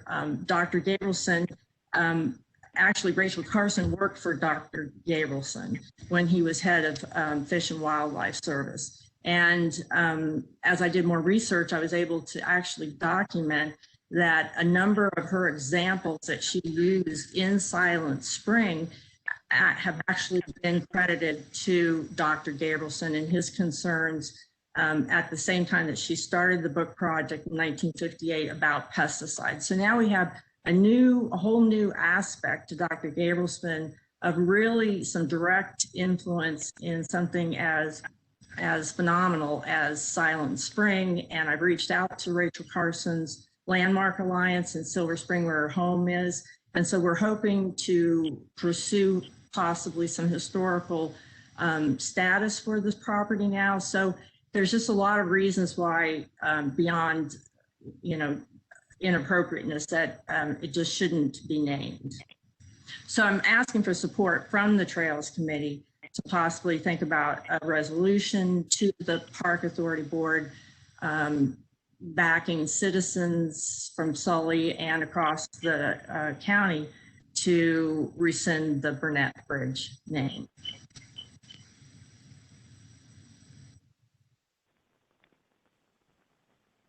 Okay, thanks, Sheila. I appreciate that. I did get your email, so I read through the whole thing. I'll reserve comments. Any other comments from the rest of the committee to this suggestion or this discussion?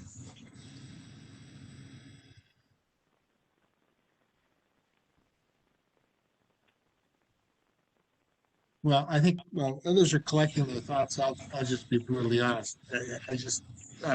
My jaw dropped when I saw that they named it after some obscure individual who was a third party, third removed property holder. So it made no sense. I would be, yeah, so it just struck me as dumb. So there I am. Have you contacted the supervisors? Have you been in touch with the supervisor's office? What does the Board of Supervisors think about this? Well, I haven't. I've exchanged emails with Maggie Godbold, who's the Sully rep, and who put forth the, but not directly with them. And I just actually sent the email to all of the Board of Supervisors, after I discovered that here in the last few days. And unfortunately, timing wise, everybody's focused on ZMod right now. So I know, in perspective, this is not to the top of anybody's, list. And so I'm hoping that this week I can try to, to reach out to some of them now that they just had the first board meeting last night on that topic. They've got a projected ribbon cutting. There's no rhyme or reason to this either. For March 20th, I'm proposing that they rescind this, and now with the new connection with two Conservation Hall of Fame honorees, that they could move it back to April 17th, which would be the weekend before Earth Day, and dedicated on Earth Day, which would be, and I'm also reaching out to Rachel Carson Middle School to see if they're interested in possibly adopting the bridge as an outdoor conservation classroom, because that was one feedback that we'd gotten from a lot of teachers when the old bridge was lost, was that they did use it as an outdoor classroom. So, it could all tie into something like that if they're open to doing this. Okay. This is Howard Albers. The board or the committee will remember probably a year and a half ago, there was quite a bit of discussion about getting funding for the bridge and the surprise that it was taken out so quickly, and then lack of funding, and then things were cobbled together. And then all of a sudden the naming without involvement of the public, it just doesn't seem like it's the logical step where the public was properly involved and notified. And now it gets to become an awkward situation where you have a public figure that was head of the Fish and Wildlife Service and a noted author. I think it would just be better to at least ask the Board of Supervisors to reconsider it and to perhaps put a hold on the naming if in fact they don't own the bridge. This is Stephen Foster. I don't know if that was a motion, Howard, but if it was, I would second it. This is Wade Smith. Sounds like this. I hate to be the skunk at the party, but I'm not sure this is a Trails Committee issue. It sounds like Sheila is working this pretty hard and has got all the right folks on it. And really, it's going to have to be resolved by the supervisors. And I'm not sure the committee would have a stake in this. Well, if I could speak, I just think it would be one of the criteria when you look at their policies for renaming, although this isn't officially renaming because it's always been informally known as Gabrielson Bridge, but if it had been officially named and you were looking at renaming, one of the things to consider is is it more appropriate with the other name, and does it cause confusion? So I would pose from the aspect of, if they were to hold fast on this Burnett Bridge, then that would start to appear in maps, and it would be confusing since most people know it as that. I said, even if you look at, some people were saying I had coined the phrase. I said, look at Wikipedia. If you look under difficult run and then you look under crossings, Gabrielson Bridge is listed there. It's well known.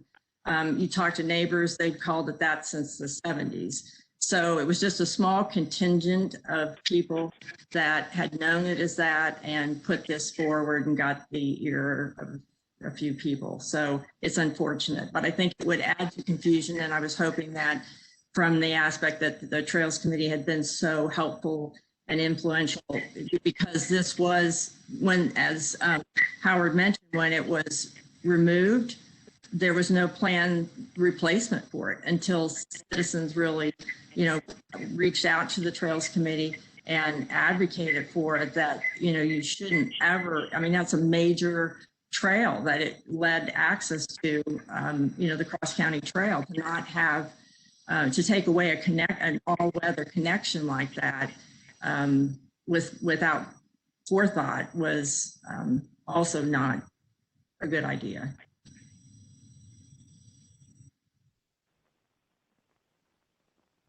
Any other discussion from committee members or anybody? Yeah, Ken, this is Bob. Go ahead. Yeah, I've read all the many emails that Sheila sent, and I sort of agree with Wade that she's lined up virtually everybody that, has a hammer that could go after the park authority on this. Our charter is to advise the Board of Supervisors. So if, hypothetically, if we were to take a stand on this, we'd have to go to the board. We don't have any authority to go to the park authority as such. I mean, they're a separate entity. We go to the chairman of the board.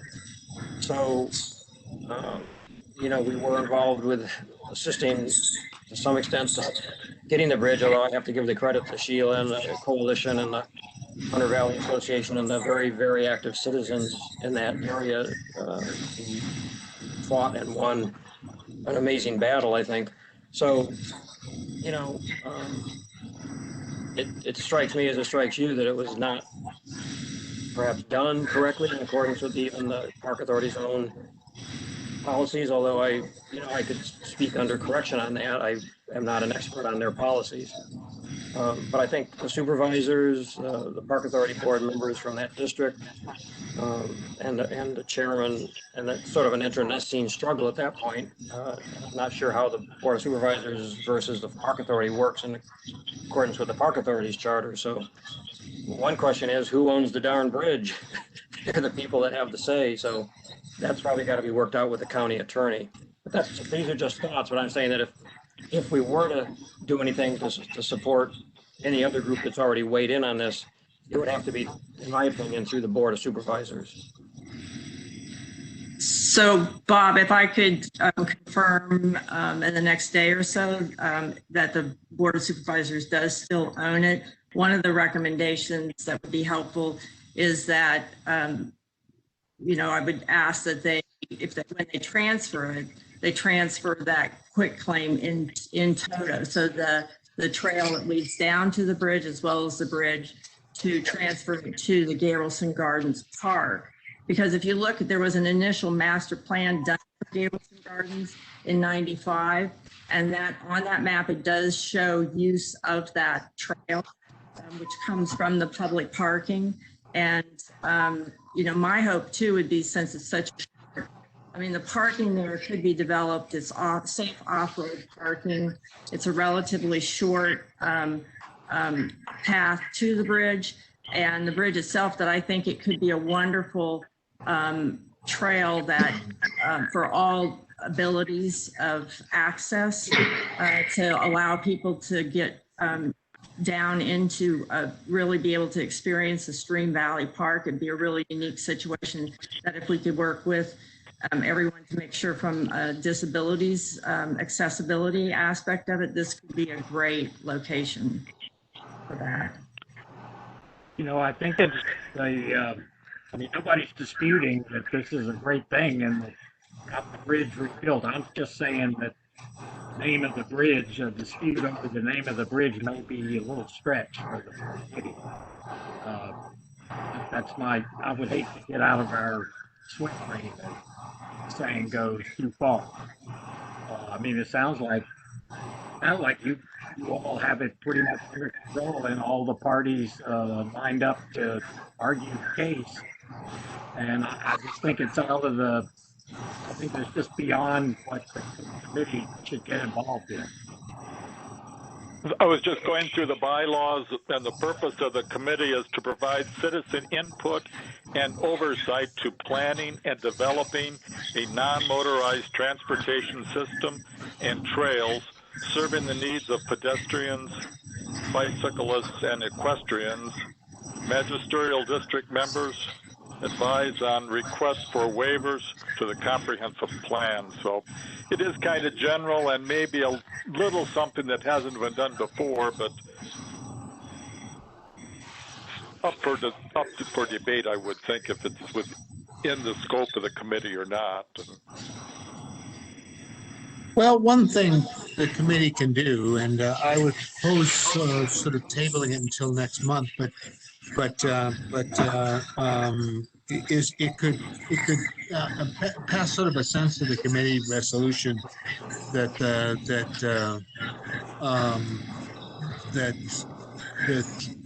the operators of trails in our county should not deviate from their policies without public input.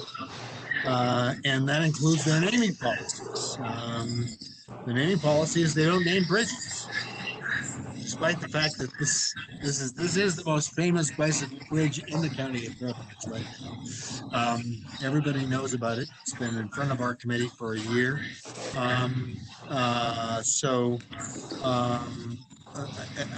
think that would not be outside of our charter, and that names are important. Naming is an important issue with regards to wayfinding and certainly mapping and maintaining traditions. So maintaining community traditions. So that's why we support also the policy of getting public input before you name or rename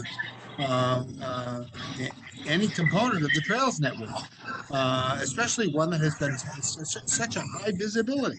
This is not just any random bridge in the Fairfax County Trails Network. This has been a major issue of citizen involvement, an astonishing accomplishment of the folks who've gotten together to make this happen. Sheila knows, I didn't think we would get here. I thought we would be 20. I think I put my finger on the wall was 2026.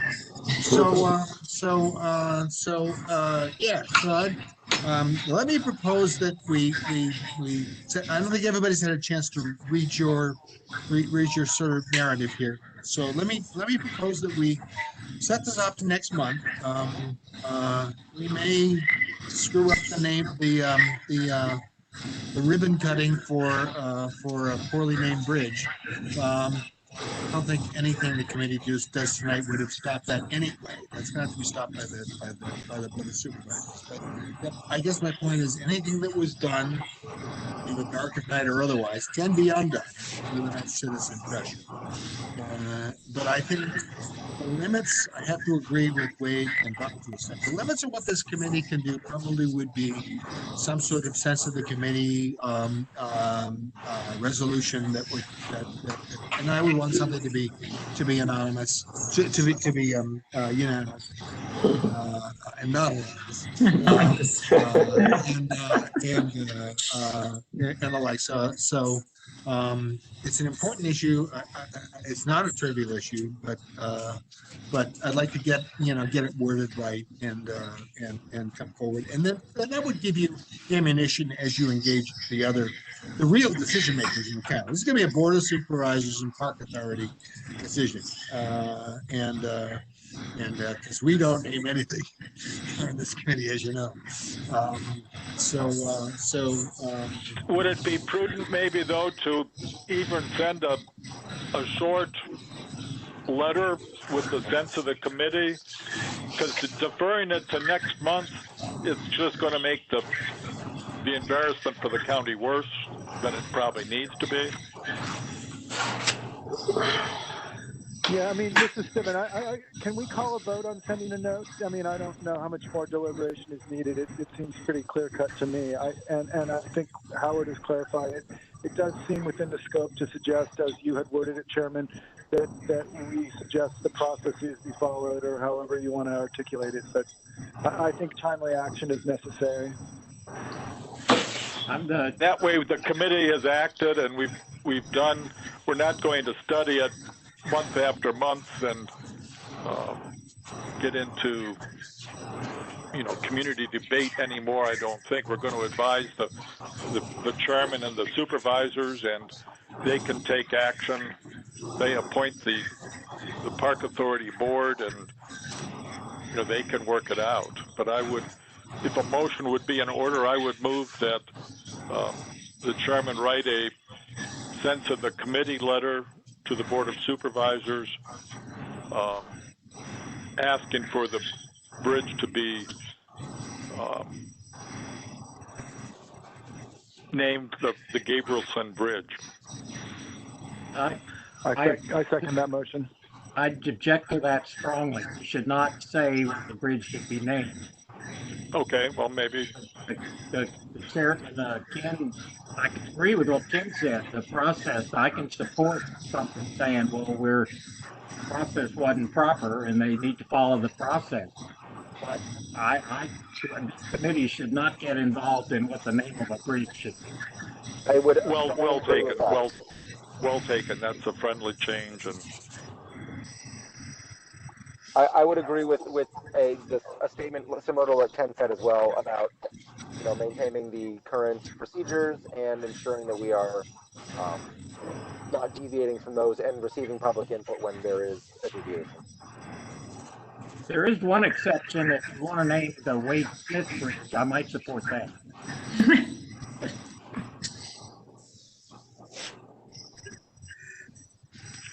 Mr. Chairman? Yes.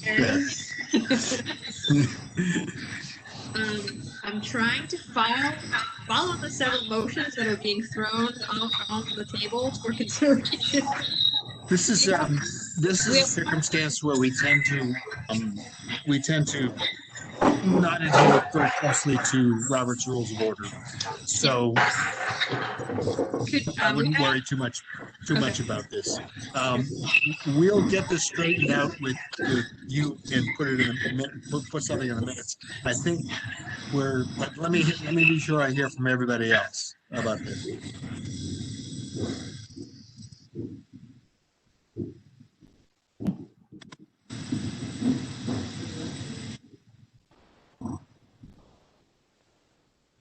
So, without any further discussion, discussion gets less and less as it gets past 9 o'clock. I think the motion has now been transformed to something similar to what I said before, which I can remember it, which is the committee. The sense of our committee is that we believe that the naming process did not follow appropriate procedures, that it is important that the all government authorities that were responsible for components of the trail network, which is where we get it into our swim lane, the trail network, should follow the established procedures with regards to naming and not naming various facilities, and certainly pay attention to public input, given the high visibility of this particular action and committee action and sort of situation. Any other key points we want to be sure we make? Oh, the public comment. Make sure that yes, that naming is important. But I think I made the point, and I think everyone agrees that naming is not a trivial issue. Naming is important for both mapping and wayfinding, but also as a matter of connecting culturally with the heritage involved. So we would wish it would not be done rapidly, and certainly wish it would be done we would like it to be done with appropriate public comment. I second that with the caveat that I would like to see it before it goes anywhere. See the letter, the whatever.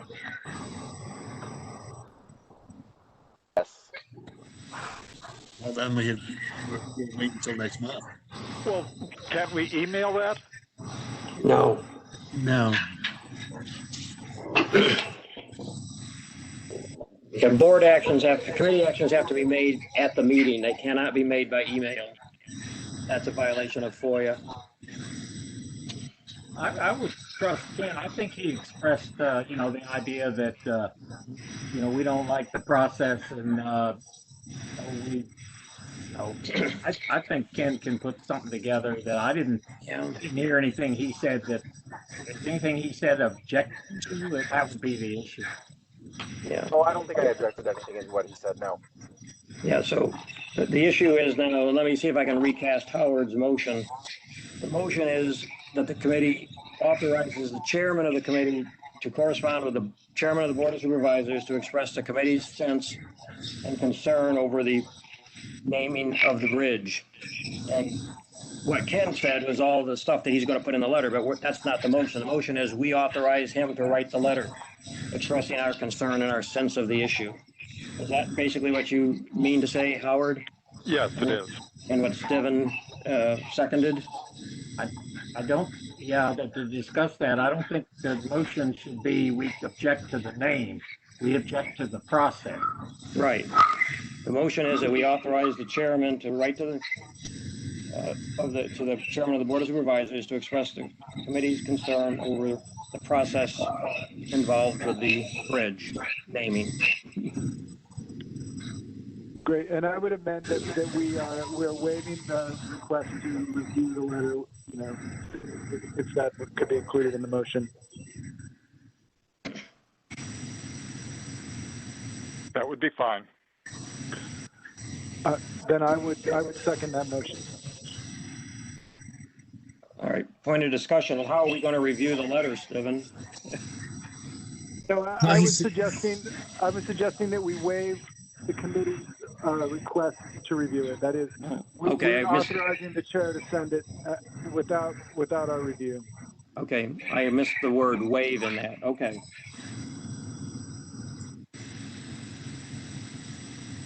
It's getting a little bit easier, Beth. Yeah, Beth, maybe you can read back the minute for the motion.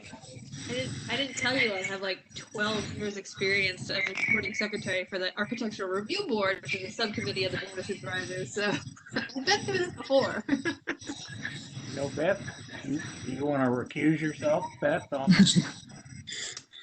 I will be abstaining from this vote. Well, but can you read back the motion as you have written it down, because it's going to be in the minutes? Sure. The motion is to authorize the chairman to authorize a letter to the board of supervisors expressing our concern over the naming process for the Gabrielson Bridge project, which is what we call it in our agenda. And you had said something about the public input part, but I don't think that was part of Mr. Carvero's statement there. Do you want public input? It's in the contents of public the input letter. in the process. We're not voting on the contents of the letter. We're voting on the fact that we're authorizing the chairman to write a letter without further committee review. That's basically the crux. Okay. Ken's discussion was all what he probably will put in the letter, but the motion is we're authorizing him to write the letter without further committee review. Gotcha. And we should call it the difficult run bridge, if anything, in that motion. Our concern over the difficult run bridge naming process. Good.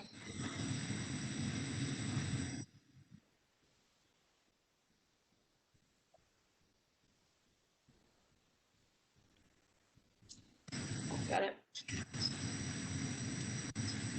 Are we voting now? I guess, would you just ask for any, you might just disagree.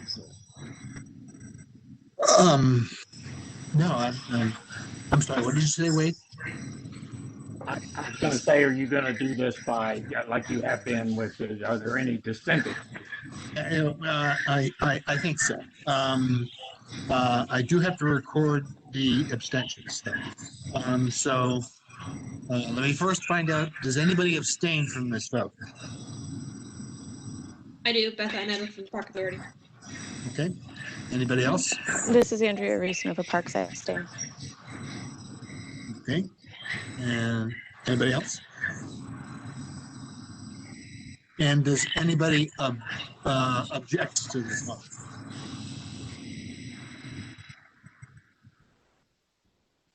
Okay, so it is assumed that that everyone else votes for the motion. So, okay, Sheila, I will try to get this done in the next day or so. But I think you know where we're going to go with this. So I will CC you as well as the rest of the committee, as well as the rest of these go from me to the Board of Supervisors, to the chairman, CC to all of the members of the Board of Supervisors, CC to all the members of the committee, and CC to some of the county executives. But I generally go to the Park Authority. So Beth, I guess we would call upon you to share it with the Park Authority. Because I don't normally communicate. I don't think I'm really chartered. I don't think our committee is chartered to communicate with the Park Authority. You can copy me on it and I can forward it to them. Be copied under any circumstances. Any other important issues? I have one question on staff. I think the staff was meeting with homeowners about the I-495 Next Trail last week or week before that. I wonder if Chris was meeting, I think, but does staff know anything about the outcome of that meeting?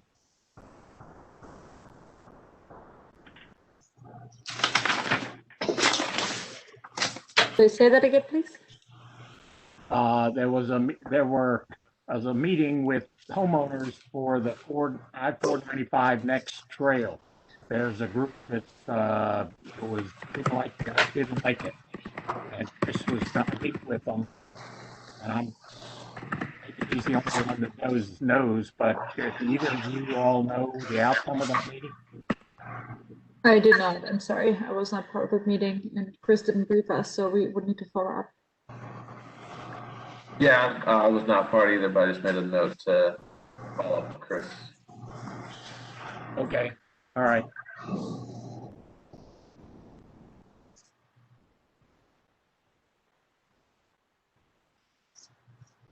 Any other comments for the committee or issues before the committee? Urgent issues, of course. All right. Then you guys know what's in order. I move to adjourn. Second. Well, it is now 9:20, and we will see everybody next month.